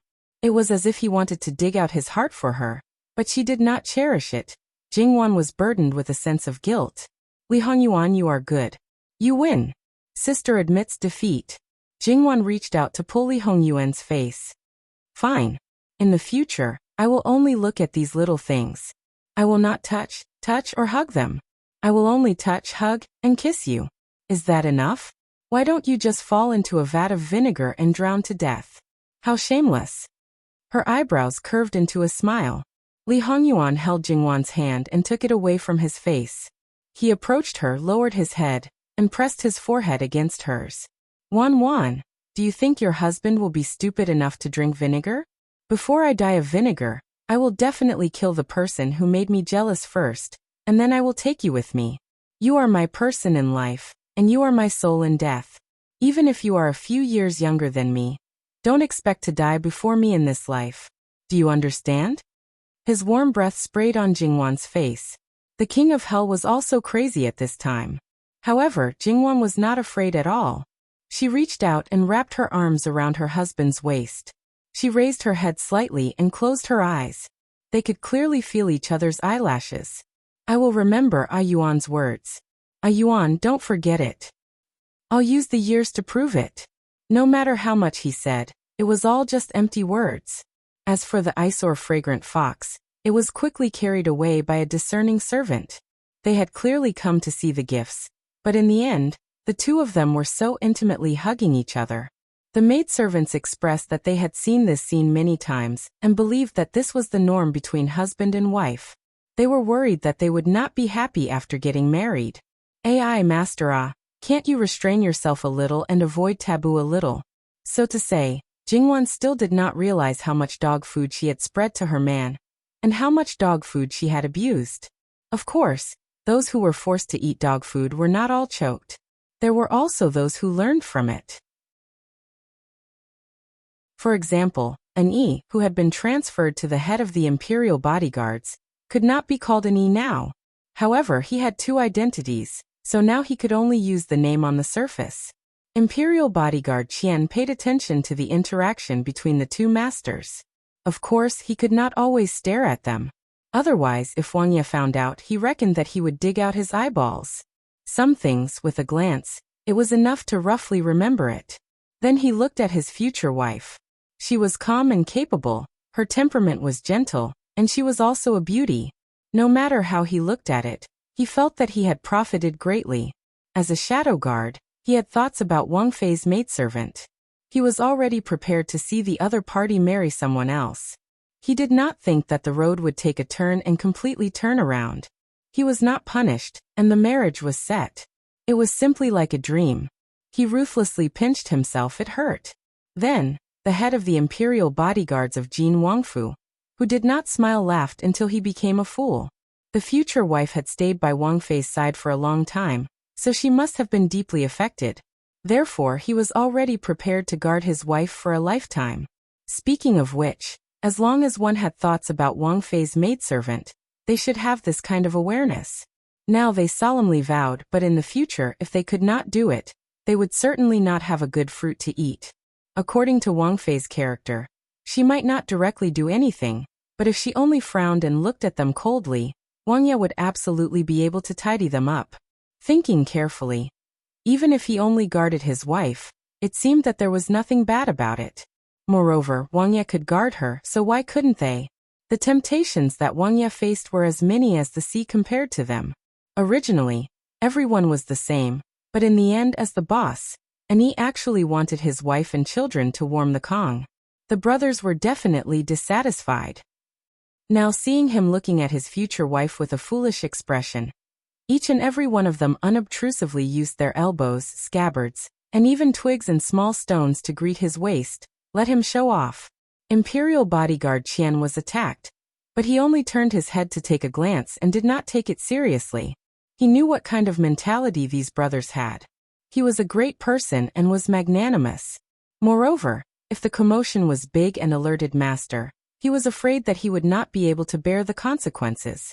In fact, although these people envied an E, this kind of feeling wasn't strong. They wouldn't try to hook up with the people around the princess consort just because of an E. If they had the same fate as an E, it would naturally be the best. If they didn't, they wouldn't force it. Their attitude had always been very upright, and they knew what they should do. Suddenly, a mournful cat's cry came from the direction of the courtyard door, breaking this tranquil beauty. Li Hongyuan's face did not change, but the people next to him clearly felt the coldness. Speaking of which, who was so bold in the Wangfu to do such a thing? Jingwan pulled Li Hongyuan's hand. Let's go and have a look? No need. Li Hongyuan did not move, but in a moment, Muan had already come in with people. Seeing them, Jingwan couldn't help laughing. Yu Yao, you came so early? Cousin-in-law. The little girl's face was a little uncomfortable, as if she had done something wrong, especially when she secretly raised her eyes to look at Li Hongyuan. What happened just now was most likely her masterpiece. Yu Yao, what's wrong? Jingwan asked with a smile. Cousin-in-law, when I came in just now, I saw your cat. It was sitting there obediently, so I reached out to hold it, but it didn't let me. I was so anxious that I accidentally grabbed its fur. It struggled too hard, so. Yu Yao slowly raised a handful of black fur in her hand. No wonder it cried so miserably. Looking at the fur, Jingwan was sure that it was the little cutie she saw when she came in just now. She felt a little sorry for the little guy. It's okay. You believe that Yu Yao didn't do it on purpose, right? Yu Yao hurriedly nodded. I really didn't do it on purpose. Jingwan reached out to touch her head to comfort her. She turned around. Muan asked people to guard the courtyard door. Don't let the little guys run out again. Also, inform the servants in the courtyard to capture all the animals after we leave. There are so many guests in the mansion today, so don't offend them. Most importantly, there would definitely be a lot of children coming. They like small animals, but not everyone knew how to cherish them. Sometimes children were naive and cruel, and they didn't think that it was wrong to abuse those animals. In fact, in the eyes of those high officials and nobles, they were just small pets and weren't worth anything. Jingwan didn't want such a thing to happen right under her nose. Some reasons couldn't be reasoned with, so she could only take precautions herself. Yes, Muan responded and hurriedly went to do it. This place could be considered a small rare beasts garden, because it was found by Li Hongyuan to give to Jingwan. Naturally, there couldn't be any mistakes. Therefore, at least one person was taking care of each little guy, and it could be a professional. When Li Hongyuan and Jingwan came, they had already been sent away, because their presence would definitely make the prince, who had brought his wife, unhappy. Therefore, the number of people in the rare beasts garden was definitely much more than expected. Your Highness, why don't you go to the front yard first, and I'll show Yu Yao around? Jingwan said. Li Hongyuan glanced at Yu Yao. His good mood and good atmosphere had already been ruined. Could it be that he still had to accompany a little girl? Therefore, there was really no need to stay here. He nodded and directly left. Yu Yao stood beside Jingwan and made a face at Li Hongyuan's back. Cousin-in-law, cousin has always been so fierce. I think you're the only one who can stand him. If it were me, I wouldn't care about him. Jingwan couldn't help laughing. Your cousin is treating outsiders, but he is very nice to me. Moreover, your cousin is at most a little cold. How is he fierce? He is such a handsome man. Of course, these were just thoughts in her mind. Jingwan took Yu Yao's hand and began to walk around. Yu Yao, why are you alone? Where are your parents? When Great Elder Princess and Prince Consort Jiang came, there was no reason for the people outside not to inform them. Sometimes, children could not be restrained and ran fast, so they were not a threat and were let in. They are at home. I don't know when they will go out, so I came here first with them. Yu Yao giggled. Cousin-in-law, when will your parents come? In Great Elder Princess's mansion, there were not many people close to her because of her position. As for Yu Yao, she was somewhat similar to her mother in nature. She was proud and casual. She was naturally close to those she liked. Other than that, blood relations could not make them close. As for the sixth miss and the seventh miss of the Luo family, Yu Yao was willing to pay attention to them at first, perhaps because of Jingwan. Later they really played together. I'm afraid they have to wait a little longer. Oh, Yu Yao was a little depressed, but in a moment, she became happy again. Cousin-in-law, why are there so many small animals in your mansion? What are they? I haven't seen many of them. They all look so cute. Leaning on the edge of the specially made exquisite and beautiful fence, Lin Mingya's eyes were shining. She couldn't wait to go up, hold them all in her arms, and give them a big hug. It's not my birthday. Your cousin specially came to find me. Although she was facing a little girl, Jingwan wanted to show off. After she finished speaking, she realized it and secretly despised herself. It's my cousin's birthday gift to you. Yu Yao's little face fell again. If it were a little rabbit, its ears would have drooped. Yu Yao, you like it? Then I'll give you two, okay? Can I? The rabbit's ears should have stood up again. The child's face was really childish. The weather in June really changed very quickly. But it's my cousin's gift to you. Isn't it a little inappropriate? Yu Yao was a little hesitant. Her mother said that a woman, as long as it was a gift from her husband, she could not easily ask for it, even if she was the owner. It was not as simple as a beloved thing.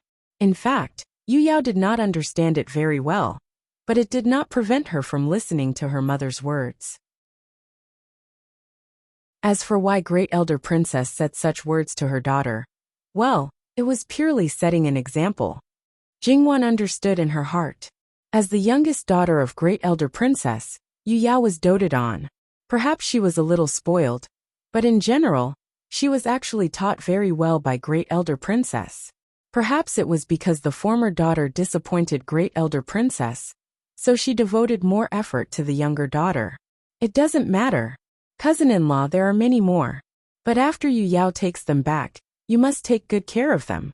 Even if you don't like them in the future, don't throw them away. Send them back to me, okay? Yu Yao promised, and then began to choose the beloved pets to take back with starry eyes. Speaking of which, there were many cats and dogs in Great Elder Princess's mansion, but most of them were relatively common breeds. After all, Yu Yao was just a little girl. In the capital city, even if there were people who raised rare birds for high officials and nobles to enjoy, Yu Yao had never seen them. At this moment, when she saw all kinds of animals, she asked Jingwan what they were one by one. Jingwan answered patiently, and thought in her heart that in many aspects, she had more advantages than in her previous life. For example, there were all kinds of strange and magical animals in the natural world. Even very young children could see them. Even if they could not see them in real life, they could learn about them from TV and the internet. But now, even the rich might not see many of them in their lives. Yu Yao's understanding of these animals mostly came from books. Now she combined the images in the words with the reality, and she was amazed again and again. However, looking at these little guys, she doubted whether they were really fierce, powerful, and even man-eating beasts. Although cousin-in-law said that these were all cubs and were not aggressive, Was there such a big gap between adults and cubs? Xiao Yuyao's heart began to stir. She wanted to see their adult bodies. Cousin-in-law, can you give me a lion cub and a tiger cub? Jingwan blinked. Shouldn't girls like cats and dogs? Yuyao, lions and tigers only look very cute now. In the future, when they grow up, they will be completely different. I know. I just want to see how fierce they are when they grow up. Then you can come to see them when they grow up. But I want to see them grow up. Cousin-in-law, can't you give them to me? That's not it. Yuyao, it's like this. If it's a kitten or a puppy, I can give it to you directly. But lions and tigers are too dangerous. So, I have to ask your mother first and she agrees before I can give it to you. Jingwan looked at Yuyao. Could it be that this little girl actually had a valiant heart? Okay. Yuyao was obedient and did not make a scene. Yuyao also saw the fragrant fox and was pleasantly surprised for a while. She lovingly stroked it, and her whole body exuded an aura of liking. A fox was very rare. The energy spent on this fox might be more than that of other animals. Therefore, she was afraid that she could not give it away. Of course, it was not because it was precious that she did not want to give it away, but because she could not let down the man who gave it to her. Jingwan thought about how to refuse Yuyao without making her sad. After that, even when she saw other little guys, Yuyao kept holding it. Until, Princess, old Madame Luo, young madam, Miss and young master are here. Ah, they are finally here. Yuyao was about to put down the fox. She turned her head, and was a little reluctant. In the end she put it down. Jingwan gently raised her eyebrows. Did she not intend to take it at all? Yuyao, you don't want it? Jingwan was purely curious about Yuyao's thoughts. She did not intend to not give it to her, and deliberately provoked her. I want it, but there is only one. If I take it away, won't my cousin-in-law lose it? Mother said that no matter what it is, if you like it, you can't take it away from others. Yuyao was like a little adult serious. Indeed, there was more than one tiger and lion before. Yuyao is really a good child. Jingwan touched her head. This fox, your cousin-in-law really can't give it to you. Your cousin found it with great difficulty. Well, if your mother agrees, I will give you 2 little lions and 2 little tigers, okay? Thank you, cousin-in-law. Yuyao nodded with a smile. Then cousin-in-law, can I take one to the front to play now? Didn't you say that they are still young and have been trained, so they won't hurt people? I will take good care of them. Looking at Yuyao's expectant little eyes, Jingwan hesitated for a moment, but finally agreed. Yuyao took a little lion cub, and happily went to find her playmates. Jingwan asked someone to find a person to take care of the little lion cub. It turned out to be a delicate young boy, who looked at most 13 years old. Standing in front of Jingwan, he was a little reserved. Jingwan nodded slightly. Baishao, take him there and keep an eye on Yuyao. Don't let the little tiger cub hurt people. The place was prepared for children to play. After that, it would basically be their world, and there might be some women. Although it was an outsider, it was not a big deal for a young boy to be watched by someone. Yes, Your Highness. Baishao understood tacitly. On the other side, Jingwan also went to meet the Luo family, who had been let in. Madame Luo led a group of people to greet Jingwan. Although it was her birthday, because she was still young, there was naturally no birthday greetings. If a group of lineal elders really birthday greetings, it would purely be a waste of her life. However, because of her status, a few auspicious words were still necessary. After the formalities were over, Jingwan hurried forward to help Madame Luo up. Grandmother. Then she called them one by one and said with a smile, I was wondering when you would come over. Now is the right time. I just wanted to come over early to see if I could help. There are only 2 people in the prince's mansion, you and the prince, and I didn't see you call anyone from the Internal Affairs Department. Madame Luo said, there are more than enough people in the prince's mansion, so we didn't ask for anyone from the Internal Affairs Department. But when we entertain the guests later, we may have to trouble you to help us entertain the madams of each mansion. Of course, when a married daughter had something to do in the family, if there were no elders, it was normal for the maternal family to help. Even if the elders and brothers were there was nothing wrong with the maternal family helping the daughter. In the royal family, it was naturally a little special. When the princes came of age, they would be sent out one by one. They naturally couldn't rely on their parents to take care of things. Among the brothers, they were also of extremely noble status. At most, they would greet other brothers or uncles in the royal family. There was no reason for them to help other guests. Therefore, most people could only choose people from the internal affairs department. If they wanted the princess's maternal family to help, they had to be presentable and presentable. Obviously, there was no problem at all with the Luo family. According to Madame Luo's status, it was enough to entertain those old princesses. After the Luo family came to visit, there would be people coming one after another. At this time, there was a need to pay attention to who came first. For Jingwan, it wasn't the first time she had met people like this, so she was able to handle it with ease. After all, she only needed to greet most of the people and get someone to lead them to the flower pavilion or garden. She didn't need to care about them anymore. These people, whether they were old, young or young, they could find their own place to go. Socializing was almost an instinct for these people, and those who needed her company were a minority. There were also some who didn't even need Jingwan to greet them personally. She just needed to send a maidservant or a nanny. Li Hongyuan's side was even simpler. Most people were still in the yamen, and it was not time to wait for him to come. Besides, even if they came, Li Hongyuan just sat there without moving. His brothers and relatives of the royal family didn't go to greet him, so no one could do anything to him. Even if they were unhappy, they could only hold it in. Thinking about it carefully, it seemed that this was the first time that Li Hongyuan personally welcomed a guest. Jin Wangfu had been established for several years, but it had never done anything. The first time was when Li Hongyuan got married. At that time, there were many people who helped him to entertain the guests. What he needed to do was to go through the wedding agenda, and then drink some wine during the banquet. Other than that, he didn't care about anything else.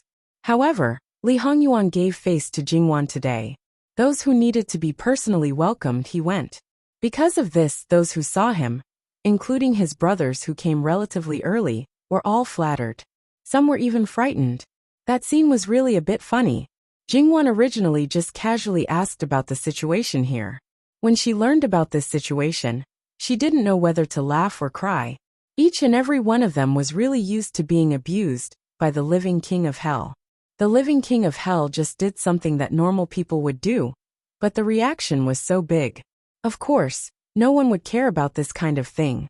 People like Jingwan were just watching the fun. After the more crowded wave of guests, Jingwan also sat down. The people present, other than those in the imperial palace, were the most distinguished group of people in the entire Qi Yuan. They carried a decent smile and said decent words. Whether it was drinking tea or occasionally eating something, they were all elegant. Their words and actions were the best examples. These people might be used to it and didn't feel that there was any problem. However, in the eyes of outsiders, especially those who were more lively, just looking at them would make them feel tired and flustered. Jingwan, as the host, from time to time took the opportunity to entertain the guests. She got up and walked around, and she adapted well. This was the first time Jingwan held a birthday banquet in the Prince Yu's mansion. Naturally, she wanted to make it perfect. From the tea and snacks, she thought about the tastes of these people and what they didn't eat. As for the others, from the elderly to the children who were crying piteously for food, she made special preparations for them. Even though Jingwan was now the princess, she couldn't be influenced by the concept of hierarchy. Obviously, she was more considerate of others. Even if she didn't personally prepare anything for today's banquet, she would give orders when she thought of something. In particular, the entire Prince Yu's mansion was arranged with people everywhere. It was absolutely impossible for anyone to cheat someone to do something in a certain place. In this way, even if someone tried to nitpick at a bone in an egg, they could only pick out some minor flaws at most. Even if they didn't say anything, many people were sure of Miss Luo's upbringing in their hearts. Regardless of whether the men would like such a woman, these women, especially those who were of a certain age, liked her very much. Nowadays, many marriages belong to the same sex. Mothers-in-law liked their daughters-in-law, and fathers-in-law liked their son-in-law. If they liked their daughters-in-law, they would make the final decision. As for their children's opinions, whether they liked them or not, and what they liked were ignored. When they were talking happily, a maid in the mansion hurried in and said, "Your Highness, young Master Wangzhu of Great Elder Princess's mansion is fighting with the second young master of Prince Kang's mansion, and the heir of Prince Gong's mansion." Before Jingwan did anything, Great Elder Princess, the concubine of Prince Kong, and the concubine of Princess Gong changed their faces. No matter what the reason was, Yu Yao was an elder or a girl, and those young masters were juniors or boys. From this point of view, the latter was in the wrong. Looking at Great Elder Princess's gloomy face, the concubine of Prince Kong and the concubine of Princess Gong, who was used to being arrogant, couldn't help complaining in her heart, let alone the concubine of Prince Kong. In front of a group of concubines and princesses, she could only pretend to be the background. Prince Kong didn't have a concubine, but he had to send a kind of child to Prince Jin's mansion, so she could only bear it. After she came, naturally, she was extremely embarrassed. The two concubines hurriedly apologized to Great Elder Princess. Great Elder Princess ignored them and took Jingwan to the place where the accident happened. Great Elder Princess knew what her daughter was like. After all, she was already 10 years old, so she was not a little girl. Most of the time, she thought that she was an adult and disdained to argue with children. She thought that she had good etiquette and was a little lady. If there was no reason, how could she fight with her juniors? When they rushed over, although the fight had been pulled apart, the scene was still chaotic, and the crying was incessant. Jingwan found that her younger brothers and sisters were probably involved in the fight, and there seemed to be more than 2 young masters from the prince's mansion. Yu Yao didn't cry, but her hair and clothes were a little messy. She lowered her head and hugged the bloody and powerless little tiger in her arms. Her heart couldn't help but skip a few beats. When they saw the adults coming, they seemed to see their backbone and stepped forward to complain. "Stand still. It's improper." Great Elder Princess's tone was not heavy, but they all became obedient. Great Elder Princess didn't rush to protect her children, nor did she go forward to comfort them. Instead, she glanced at Jingwan. Obviously, she wanted to let Jingwan deal with it. After all, this was Prince Jin's mansion, and Jingwan was her adopted daughter. If it were in other mansions, it wouldn't be like this. Jingwan understood and said, "Go and ask the doctor to come here." "Baishao, what's going on? Tell me." Baishao stepped forward and squatted. "Your Highness, it's like this. Master Wang and the 2 girls of the Luo family were playing with the little tiger and feeding it. The second young master of Prince Kang's mansion and the heir of Prince Gong's mansion also wanted it, but Master Wang refused to give it to them. They quarreled with each other, and the matter was temporarily settled. But not long after, the second young master and the heir of Prince Gong's mansion gathered the 2 young masters of their mansions and the 2 commanderies' mansions. They snatched the little tiger and threw it to the ground hard. If it didn't fall to death, they picked it up and smashed it to the ground. While smashing it, the heir of Prince Gong said, "What I can't get, no one else can't get." Because there were so many people and the little tiger was surrounded in the middle, we didn't dare to force forward for fear of hurting the young masters. Finally, the little tiger was thrown to the feet of Master Wang by the heir of Prince Gong's mansion. Its head was covered with blood and it was dying. Master Wang was so anxious that he rushed up and fought with the heir of Prince Gong. Later, Master Wang bit the heir of Prince Gong's mansion hard. The heir of Prince Gong asked the second young master for help, but the second young master pulled Master Wang's hair. The 2 girls of the Luo family saw that Master Wang was bullied, so they came forward to help, and then the other young masters came forward to help. Leaving aside the details, the cause and effect were already very clear. However, Baishao did mention some details, but these details were all about princely heir of Prince Gong. Great Elder Princess glanced coldly at the princess consort. The princess consort's face turned blue and white. She did notice Great Elder Princess's gaze, but she pretended not to see it and stepped forward aggressively. "TCH, how dare you slander princely heir of Prince Gong?" She raised her hand and was about to slap her. However, Baishao was a martial artist, so how could she be easily slapped? Moreover, she didn't talk nonsense. If she was slapped, she didn't care, but her master would be disgraced. Therefore, she took a step back without hesitation. The princess consort's face turned darker when she failed to slap Bai Xiao. How dare you dodge? She slapped Bai Xiao again. Qin, great elder princess's face was cold. She was used to being arrogant. Except for Emperor Le Cheng, no one could make her lower her head. This niece-in-law dared to deliberately ignore her. Her son did something wrong, but she didn't discipline him, and even dared to be fierce. How could she not be angry? Slander? How dare she, a maid, say slander in front of so many people? Do you think everyone is blind? You have taught such a cruel and domineering son. You are not a good person either. The princess consort didn't dare to slap Bai Xiao again. She was so impolitely reprimanded by great elder princess in front of so many people. Her face turned red, and her nails almost dug into the flesh of her palms. She was even more resentful in her heart, and cursed great elder princess in all kinds of ways. Great elder princess sneered. She knew very well what the princess consort was thinking. Some people were like this, and never knew how to reflect on themselves.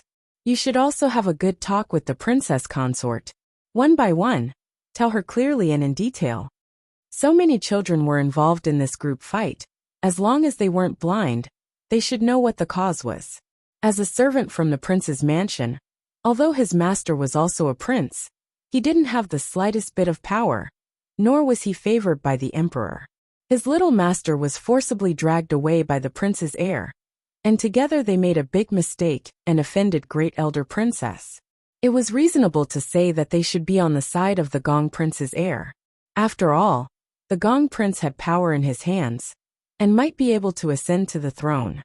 However, there were too many people who saw it. It should be known that in addition to those who were involved, there were more bystanders. They were the children of other families, and even some adults and servants. It was also easy for great elder princess to punish a servant from another family. Therefore, it was impossible to completely side with the Gong prince's heir, and half side would offend both sides.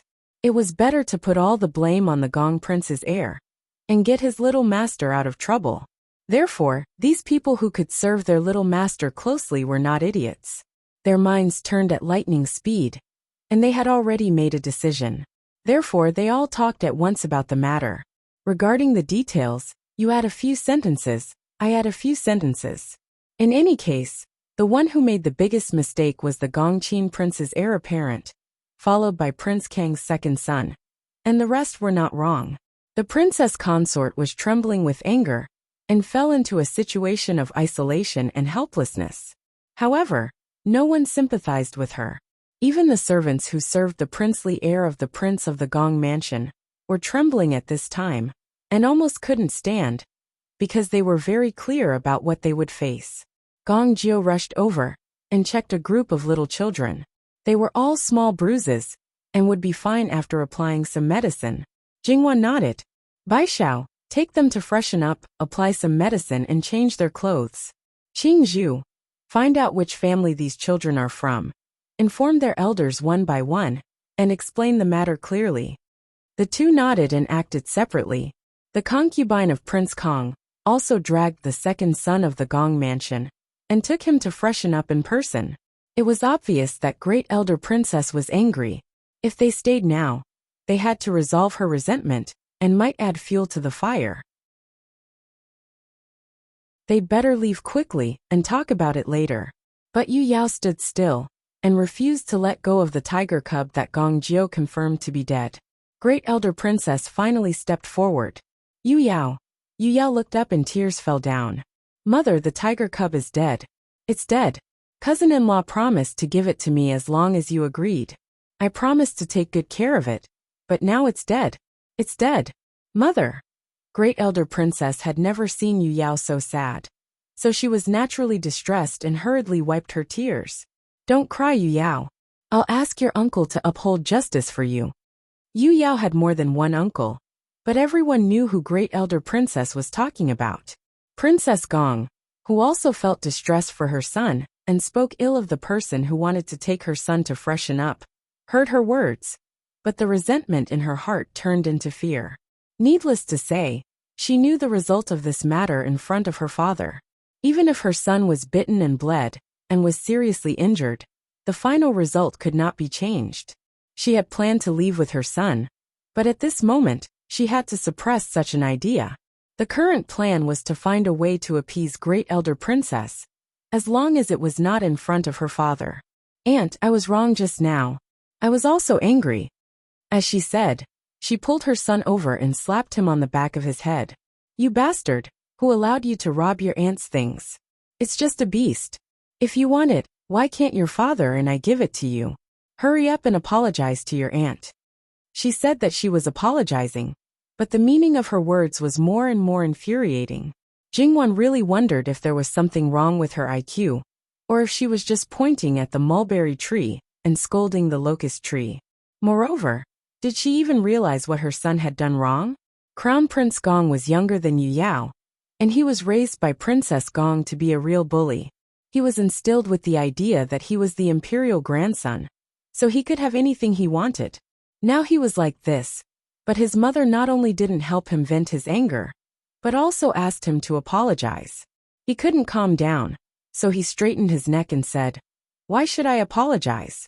I've always been a beast, so what if I snatch something? She's an elder. Shouldn't she give it to me?"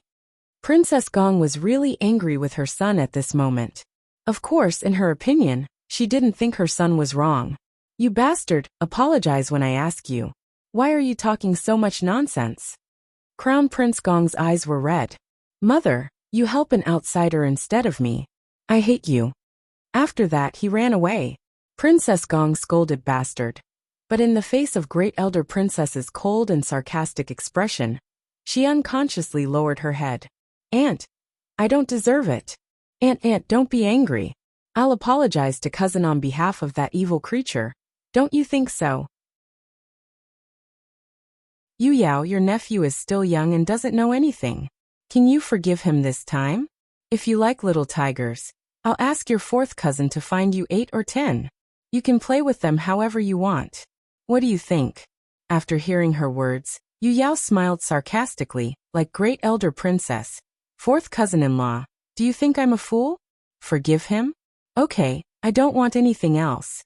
Leave those 8 or 10 for your son to play with. I just want this one. If you let it live, I won't care about it." Princess Gong was choked by a little girl and couldn't say anything. Yu Yao snorted and then looked at Great Elder Princess and Jingwan. "Mother, cousin-in-law, I'm going to freshen up." Then she left silently with the body of the little tiger. The servants hurriedly followed, and the maid of Jin Qinhuang Mansion hurriedly led the way. "Foster mother, I'm also responsible for this. Okay, it's none of your business. Don't take everything on yourself. Even if you can't be as shameless as some people who can't wait to push all the mistakes to others or find excuses to cover up, at least don't foolishly take the responsibility that you shouldn't take." Great Elder Princess coldly reprimanded Jingwan. "Foster mother, you're right. I'll remember it." Jingwan listened obediently. "Okay, go do your business." Jingwan and Great Elder Princess left one after the other, leaving Princess Gong standing there alone. In the eyes of the children, the people who saw this good show were still pure and innocent. Only those few who were worried about the children or came to slack off couldn't help but whisper to each other in 2s and 3s, using their handkerchiefs to cover their mouths, as if they were deliberately trying to hide something. Being laughed at by such a group of sluts, the Gong Qin Fei only wanted to tear them apart, but in the end, she could only endure, acting as if she didn't know anything, in order to protect her dignity. If what Great Elder Princess said today was spread out, her reputation would really be tarnished. Compared with this, how could she explain it to her husband and father? Her son and grandson were not good. It must be because she, as a mother, didn't teach them well. No matter how many servants she used to pay for the crime, she couldn't shirk the responsibility. As expected, the bitch Luo was born to be her nemesis. Every time something happened, it was related to her. Princess Gong really hated her in her heart, but she was deeply powerless because she couldn't take revenge at all. Because of Jingwan's incitement, the child's elders quickly knew about this matter. Previously, when they didn't know the specific situation, The child talked about it after Jingwan and the others left, but they didn't expect that their family was also involved. It was simply a ruthless slap to the face. They really hated Gong Qin Wangfei to death. How did she teach her son? Not only did she herself make a stupid mistake, she also implicated their family's child. Fortunately, their family's darling was fine. She didn't look at the situation she was in now. She didn't know when to advance or retreat. Just wait and see. Sooner or later she would fall hard and never be able to climb back up. As for the children of the Luo family, the adults led by old Madame Luo didn't say anything. In fact, not saying anything was already equivalent to thinking that they didn't do anything wrong. They, who were originally a little nervous, looked at each other, understood tacitly, and tiptoed back to play. When it's time to make a move, you can make a move, but you must learn to protect yourself. Don't be reckless. The sneaky children stared blankly for a moment, then reacted. Understood, grandmother. They responded loudly. It must be said that this matter wasn't small, and soon everyone in the front yard knew about it. Li Hongyuan's gaze lightly fell on the Gong Prince. The Gong Prince couldn't help but feel a chill in his heart. Sixth brother, this is your fault. Since you brought it back, there must be more than one. Why don't you release them all? Everyone has one, so there's no need to snatch one. Was this the preemptive strike? https://www.bikin.com/11/11807/10374442. HTML chapter error. Click here to report. Registration free. We will deal with it as soon as possible. After reporting, please wait patiently and refresh the page. Please remember the domain name of this book. www.bikin.com. Bikin.com mobile version reading website. Bikin.com.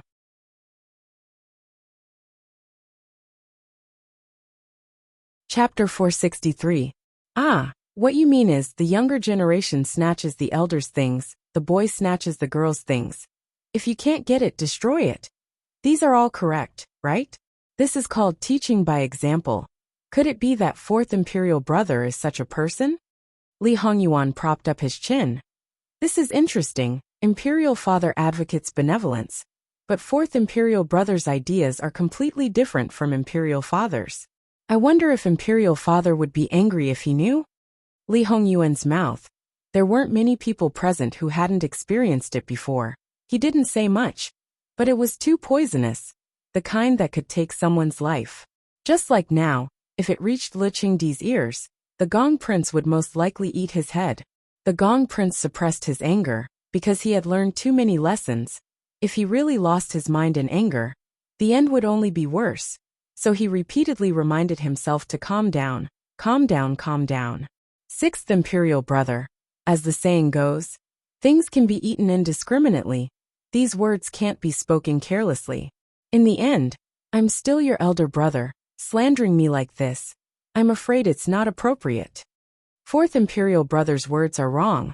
This prince has never eaten indiscriminately, after all, since childhood. This prince has always been picky. This is not good. This is not good. This is not good. This has always been said carelessly. Right and wrong are reversed. Black and white are more interesting. So, fourth imperial brother, there are some words you can't say carelessly, especially in front of this prince. The Gong Prince pulled the corner of his mouth. Now he was a bit regretful. Originally, the matter his son caused had nothing to do with Jin Qinhuangfu. But when he thought about the possibility of facing imperial father's punishment, he subconsciously wanted to escape the crime. It had become a habit. He didn't even think about it before blurting it out. Provoking Li Hongyuan, there was no possibility of escaping the crime. But one more crime was 9 out of 10 times. The Gong Prince even wanted to slap himself twice. Yu Yao is our younger cousin. She has quite a few nephews and nieces. So many people didn't fight with her. Only your son didn't show any respect to his elders. Fourth imperial brother also has the nerve to push the blame onto this prince. However, since fourth imperial brother said so, there is one thing you should know. This prince's things. This prince can give them to whoever he wants. If he wants to take them out, without this prince's permission, don't try. Even so, this prince wants to see who dares to criticize this prince.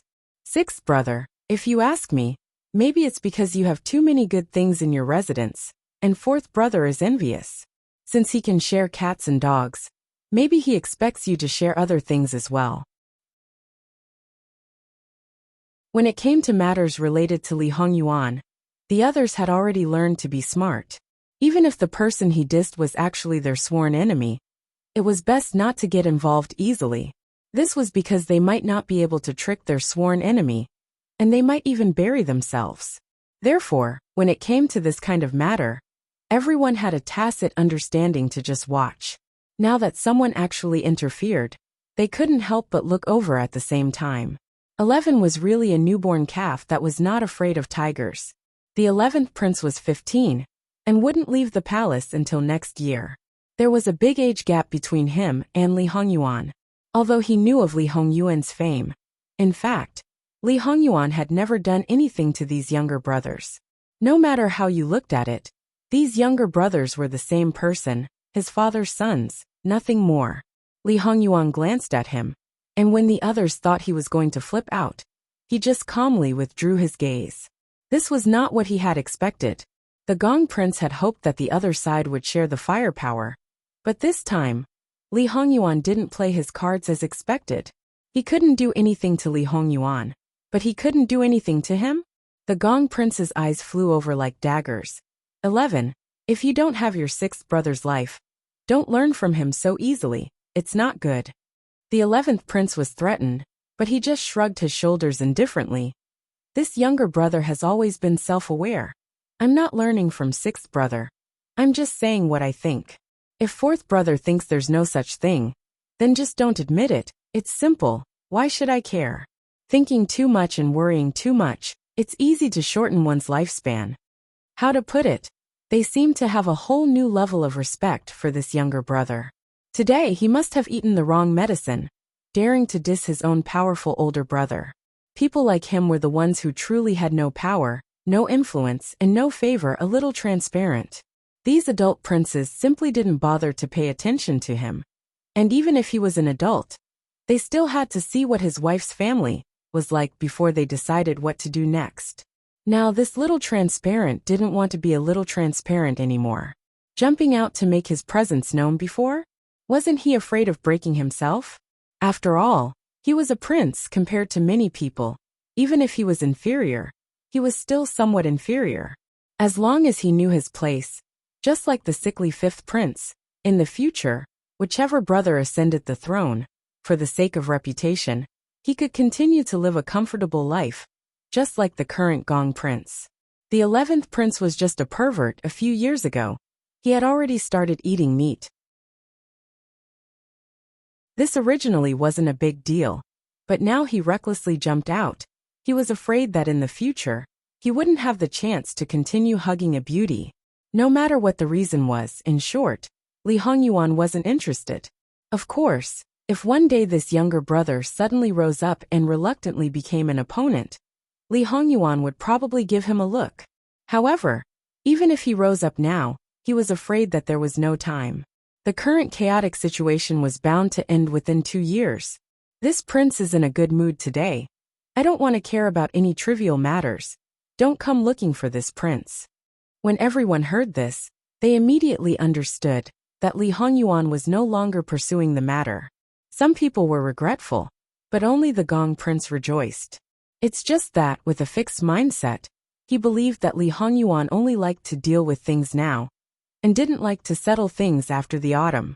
Therefore, many times he was tricked. No matter what kind of person he was, he would often choose the wrong target. Those who truly understood Li Hongyuan knew that his heart was smaller than the tip of a needle, and secretly plotting against people was his specialty. Therefore, the Gong Prince really rejoiced too early. Think about it. If your son killed the birthday present he sent people to find for his wife, regardless of whether his wife had already given the present away or not, would you be able to easily get away without paying any price? Hee, you're really dreaming. The reason why he didn't deal with it now was still that sentence because of Jingwan. Because of Jingwan's birthday, he wanted to make it perfect. If in the end it was ruined because of him, Even if Jingwan didn't say anything, he himself would be depressed. After that, in order to not provoke the king of hell, everyone was quite well behaved, and the atmosphere was quite harmonious. The Gong Prince sat for a moment, thinking about his Wangfei's temperament. In the end, he couldn't sit still. He didn't want to make another stupid mistake because of Qin Shi and be blamed by Li Hongyuan on him. Husband and wife as one. What did the wife do wrong that it was the husband's fault? That was all nonsense. The Gong Prince only knew that, when disaster strikes, everyone flies away. Although it wasn't to this extent now. But if something really happened, he didn't mind pushing his wife out. After searching, he found that his Wangfei really had left the Jin Prince mansion. The Gong Prince's teeth itched with hatred. This slut who can't do anything right. If it was in the past, the Gong Prince was holding the Gong Prince in his hand afraid to fall, holding the Gong Prince in his mouth afraid to melt. The Gong Qin Wangfei was insolent both inside and outside the mansion. She punished the Gong Prince's concubine, but the Gong Prince had to coax her with kind words. That was because his father-in-law held military power. If he wanted to rise to the throne, he absolutely couldn't do without his father-in-law's support. It was just that he lowered himself and tried to curry favor everywhere. However, this father and daughter pair really dared to ride on his head, bossing him around. Because of a small matter, Qin Tianming was cold to him. He was doomed to fail, so why should he lower himself? The Gong Prince lost his patience with Qin Shi, so Qin Shi naturally suffered. However, Qin Tianming was still standing there, and he hadn't completely fallen out with the Gong Prince. Even if the Gong Prince didn't give Qin Shi face, he still had some misgivings. The Gong Prince rushed back to the Gong Prince mansion, but there was no one there. The Gong Prince thought for a moment, then turned around and went to the Champion Marquis mansion. Coincidentally, because Qin Tianming's wife had some typhoid and wasn't feeling well, she didn't go to the Jin Prince mansion today to avoid bad luck. As a result, her grandson, who was supposed to be at the Jin Prince mansion, came back with her daughter. Her grandson was in a sorry state, covered with injuries and crying. Madame Qin still loved her grandson very much, so she hurriedly asked what was going on. The Gong Qin Wangfei came in and comforted her son with kind words, promising many benefits, before letting a maid take him to freshen up. When her daughter was talking, Madame Qin chose to stand on the sidelines. Madame Qin didn't agree with the way her daughter raised the child, but her daughter didn't take it seriously at all, saying something like, she only had this one son, and her son was the emperor's grandson, the heir of the Gong Prince mansion. In the future he might be. She didn't care what he did. Listen to what she was saying, it really made her liver hurt. She really thought she was the emperor, but one day she kicked an iron plate, then she would know how powerful she was. Over time, it was hard for her to control her. Now she heard that she had provoked great elder princess, but she still dared to say to her son that it was his fault. If she was really so capable, she shouldn't have come to the Marquis of Champion's mansion in a fit of anger. Madame Qin really wanted to slap her to death and tell her to get as far away as possible, so as not to implicate the Marquis of Champion's mansion. Of course, Madame Qin didn't care about the Marquis of Champion's mansion, but her branch. Anyway, although her branch lived in the Marquis of Champion's mansion, her husband and father-in-law didn't get along well. When the heir of the Gong Prince was taken away, the Gong Qin Wangfei began to vent to her mother in all kinds of ways, blaming great elder princess and Jin Wangfei. In short, except for her, everyone else was wrong. As long as they didn't obey her, they were wrong. Although it was not organized, Madame Qin roughly understood the cause and effect. She was so angry that the blue veins on her forehead stood out. Shut up. Why did she give birth to such a thing, huh? She didn't have a filter and dared to say anything. If you have the ability, you can say these words in front of the emperor. Father will definitely be unreasonable and help them. Madame Qin was so angry that she slapped her in the face. Who gave you the courage, even daring to talk about the emperor? She was stunned by her mother's slap, but when she heard her mother's words, she dared to be angry, but didn't dare to say anything. There's only the two of us here, other people can't hear. Moreover, mother, I'm the Gong Qin Wangfei, How can you hit me? This is offending your superiors. Madame Qin covered her chest and almost vomited blood. Okay, you're noble now. I, as your mother, can't even touch a finger of yours. The Marquis of Champion's mansion is small. It can't accommodate a big Buddha like you. Asking the Gongqin Wangfei to take the air and leave immediately, and don't come back in the future. The Gongqin Wangfei also realized that she said something wrong, and didn't say anything. After a moment she said, Mother, don't be angry. I also didn't choose my words carefully. Besides, if I go out with a slap on my face, how can I meet people? You've already lost all your face. What face do you still have to meet people? The Gongqin Wangfei lifted the curtain and strode in. Wangye. In front of the Gongqin Wangfei, the Gongqin Wangfei had long been unable to be arrogant.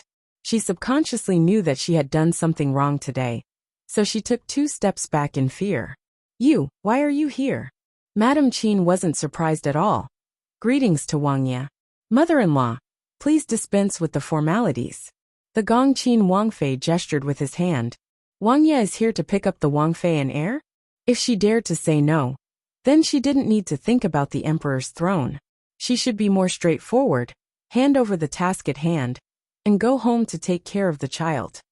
Yes, 6th sister-in-law's first birthday, after marrying into the imperial family.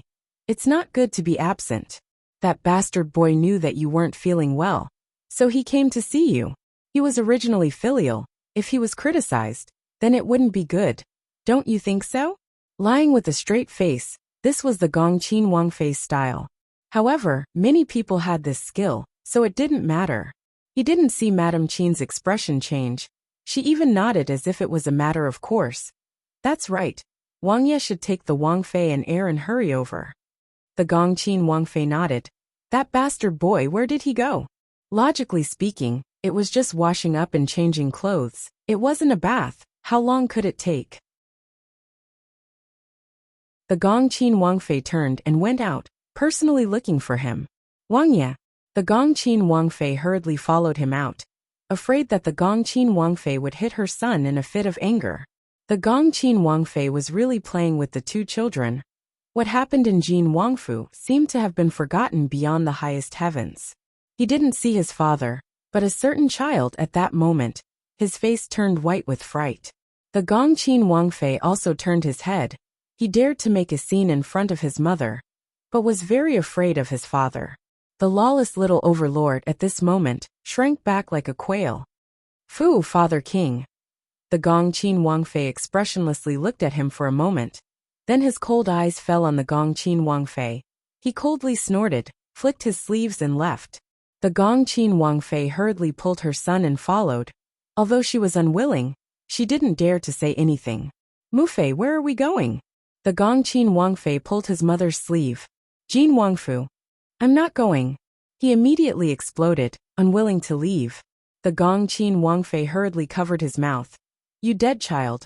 What are you talking about? Unfortunately, it was already too late. The Gongqin Wangfei had already heard and turned around, because they were already out of the champion Marquis Fu's gate. His mood was no longer restrained. His face gloomy, as if he wanted to eat people. The Gongqin Wangfei was so scared that he hid behind his mother. The Gongqin Wangfei protected her son. Just as she was about to say something, the Gongqin Wangfei vigorously pushed her away, grabbing her son's shoulder. Not going? Okay, Ben Wang can send someone to send you back. But from now on, you're not allowed to take half a step out of the Gongqin Wangfu. Ben Wang will also write a memorial to your imperial grandfather, using your illness as an excuse to revoke your Wangfei status. What do you think? Now tell Ben Wang, are you going or not? Even if he was still young, he clearly knew what the Wangfei status meant to him. But right now his father was too terrifying.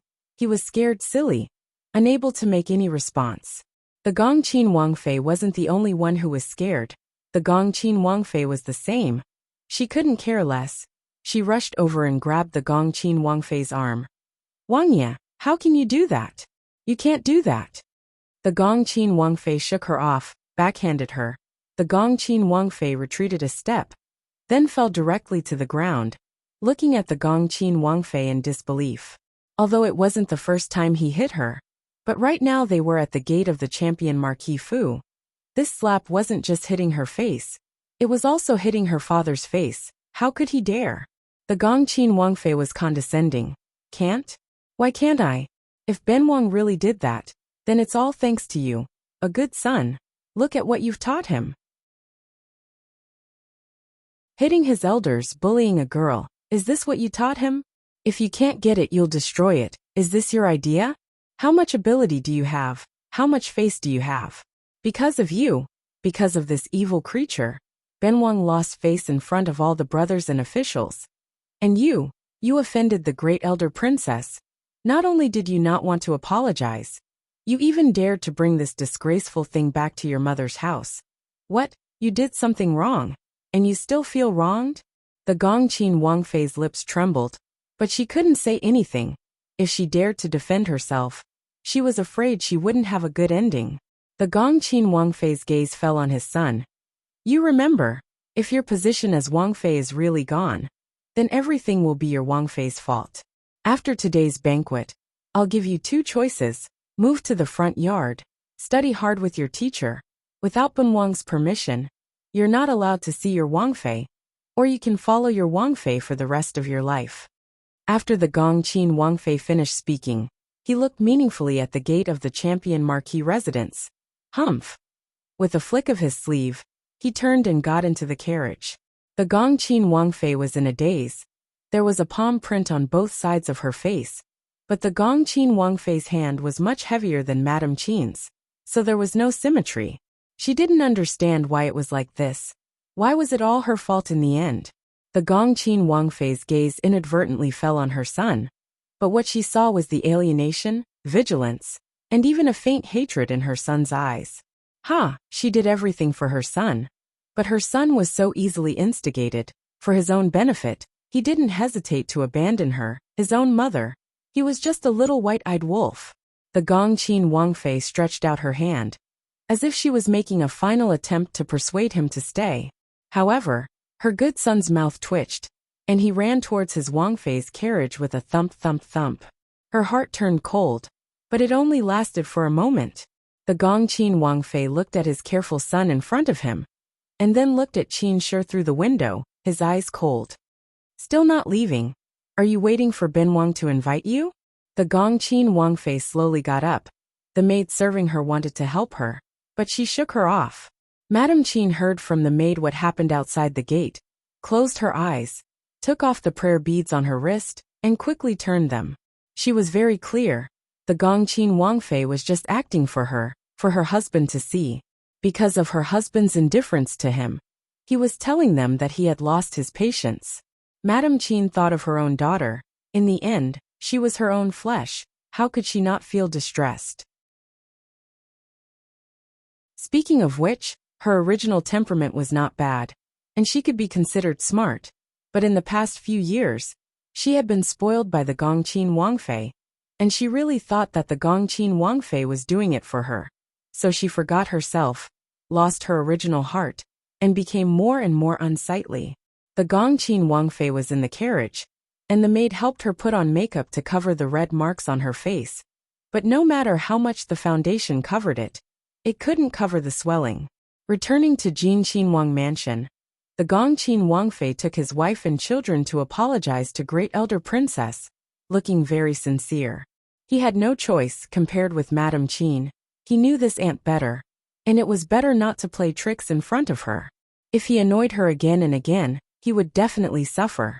As for the Gongqin Wangfei, no one knew what his father said to him, but when he apologized to Yu Yao, he looked very sincere, completely different from his previous arrogant appearance. Many people were surprised. They didn't know that the Gongqin Wangfei taught his son so well, but whether it was true praise or mockery, only they knew in their hearts. In the end, Great Elder Princess didn't insist. After all, according to some people's meaning, if she didn't forgive them, they would be prepared to sincerely apologize, and when the time came, it would be her fault. Great Elder Princess sneered in her heart. If she wanted to punish someone, did she have to go through her brother? She had been living behind closed doors.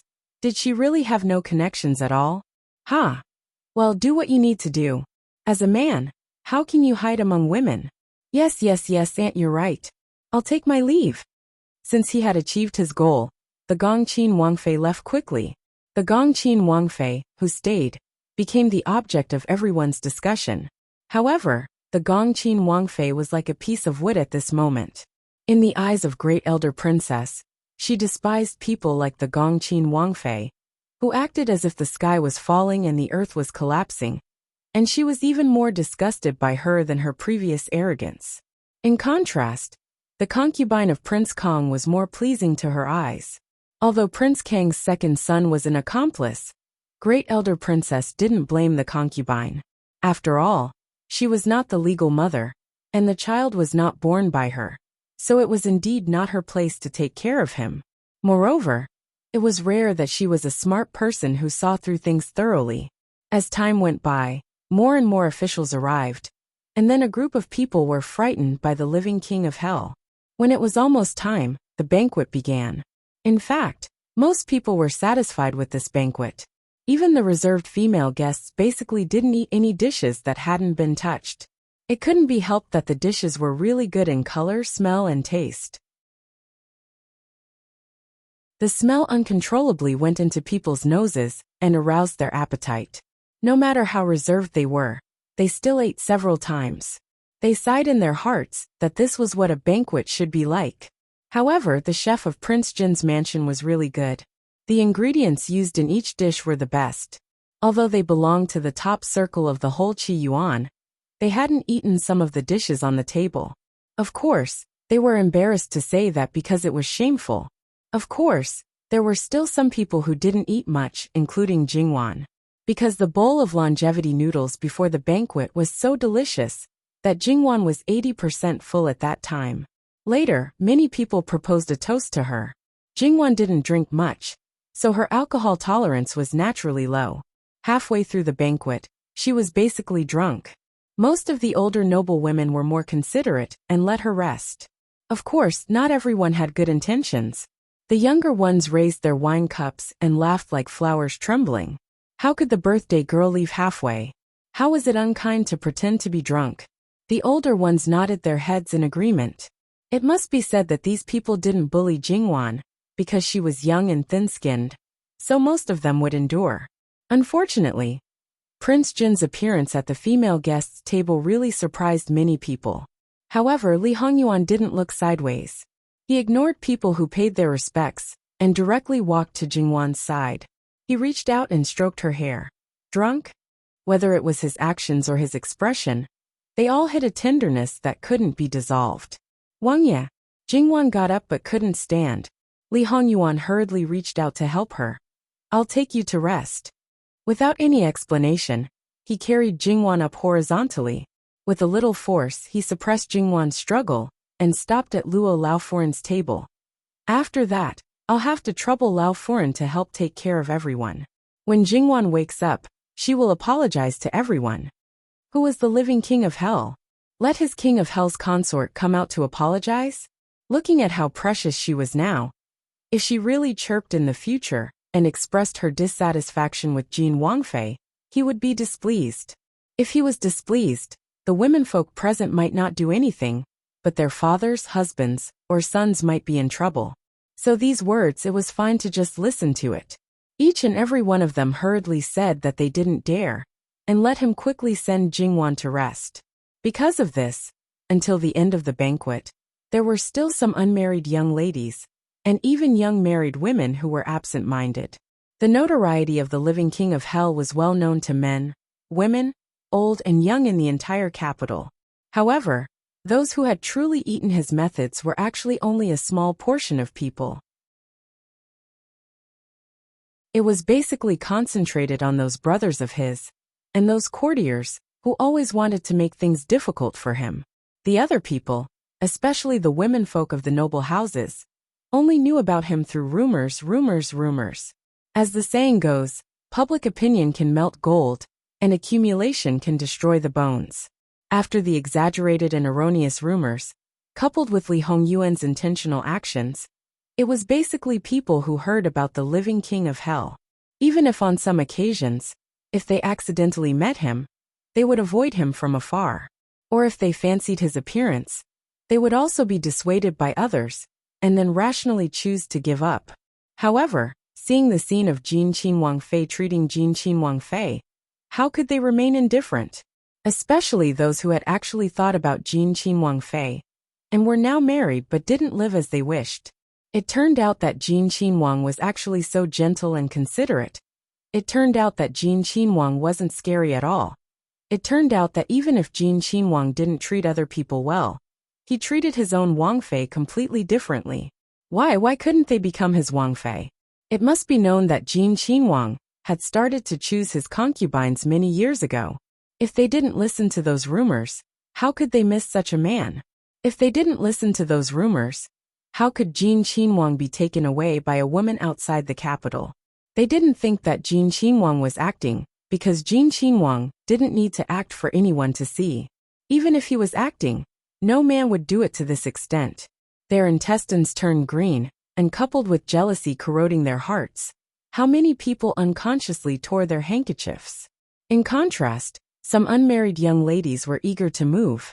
Jin Qin Wang didn't even have a single tsifei, let alone a concubine.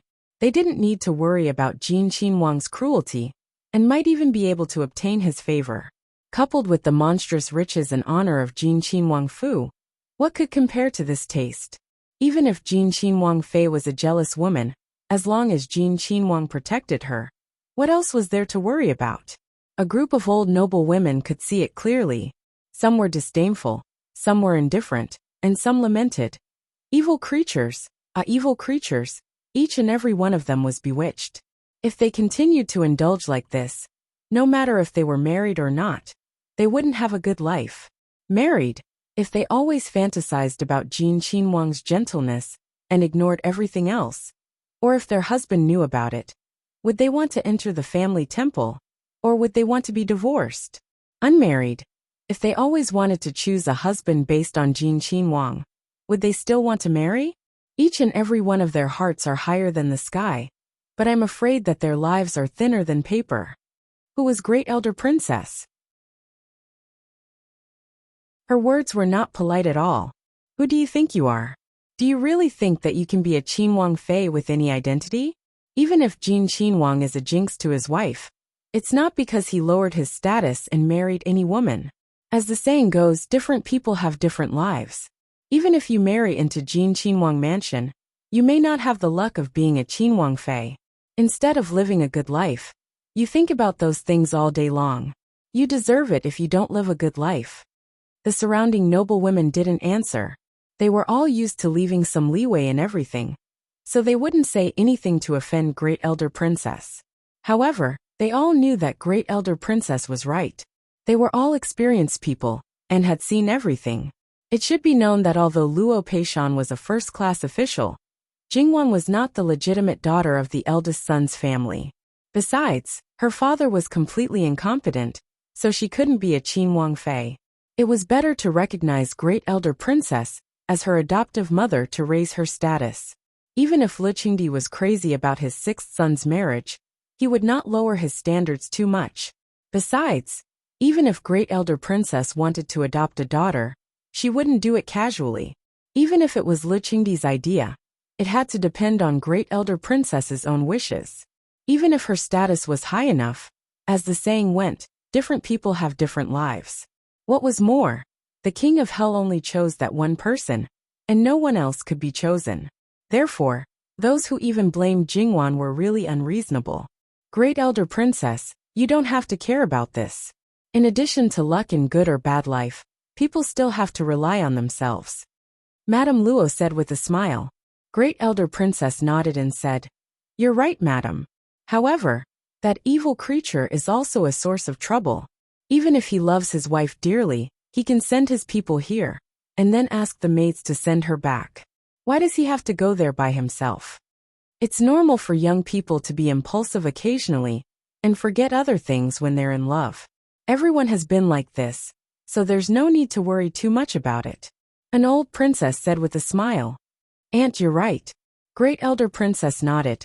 Mammy Gong stepped forward at the right time and said, "Madam, the theater is ready. Do you want to go there now?" Since Prince Jean had entrusted Madame Luo, he naturally asked for her opinion at this time. Madame Luo asked for the opinions of others, so they all moved to the seats. The opera troupe of Prince Jin's mansion was raised by himself, so it was naturally different from the ones outside. Instead of watching the play together, the male and female seats were directly divided into two parts. The men watched the male opera troupe, and the women watched the female opera troupe. For many people, it was the first time for them to watch a play in such a way, which was quite novel. After all, it was common for male singers to sing Hua Dan, but it was more difficult for female singers to sing Wu Sheng. It didn't matter to the female guests, but in the male guest seats, some people were eager to watch a pure female performance. Li Hongyuan was also generous. Okay, they could exchange the second half of the performance.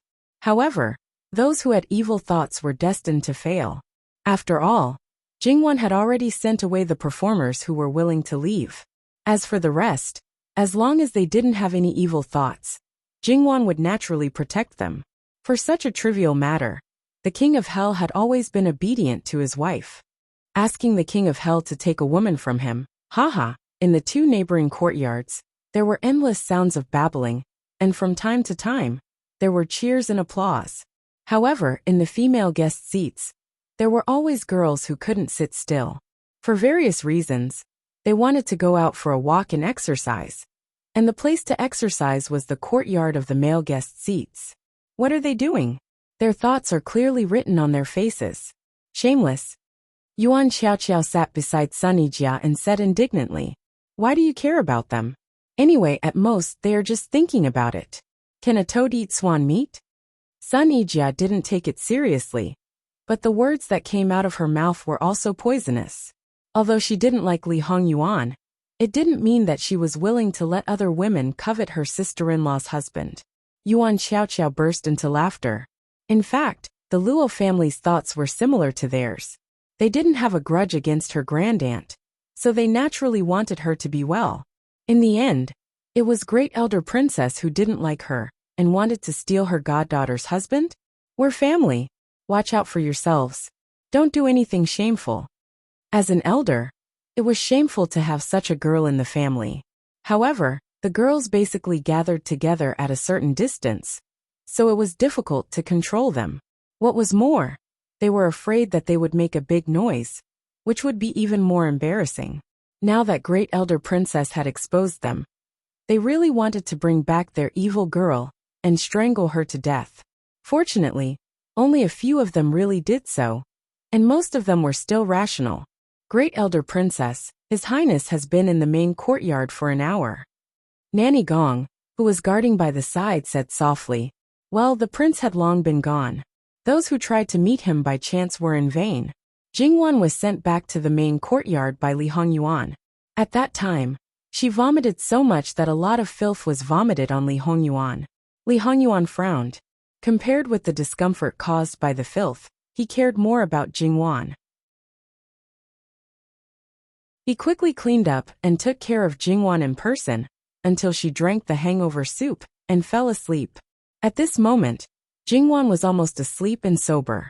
Li Hongyuan happened to go to see her, so she hugged Li Hongyuan tightly and didn't want to let go. Jingwan couldn't be blamed for being so clingy. Although she was drunk, she didn't drink too much. She could still remember everything. Li Hongyuan had gone to this extent for her, so how could she not be happy? Not to mention the era of male chauvinism. Even in her previous life, there weren't many men who could go to this extent. Even if her heart was as firm as a rock, it was difficult for her not to love him.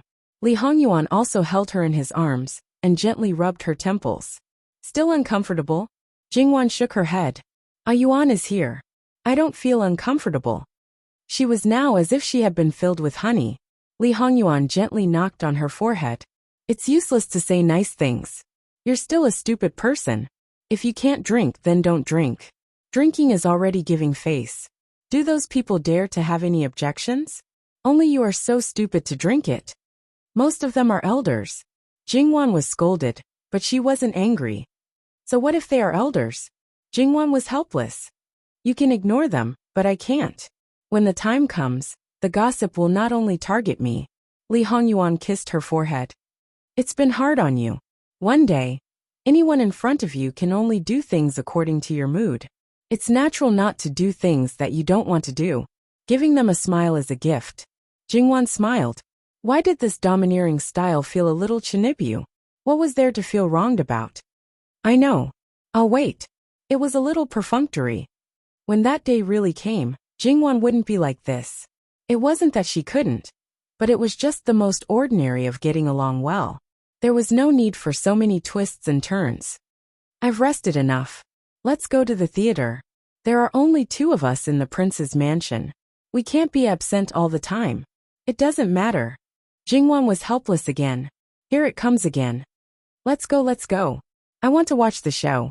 https://www.bicken.com/11/11807/10541560. HTML. Please click here to report. Registration is not required. We will deal with it as soon as possible. After reporting, please wait patiently and refresh the page. Please remember the domain name of this book. www.bicken.com. Bicken.com mobile version reading website, mbicken.com. You're tuning in to the Earbook Haven YouTube channel. Don't forget to subscribe and join us on this journey to catch the most captivating stories.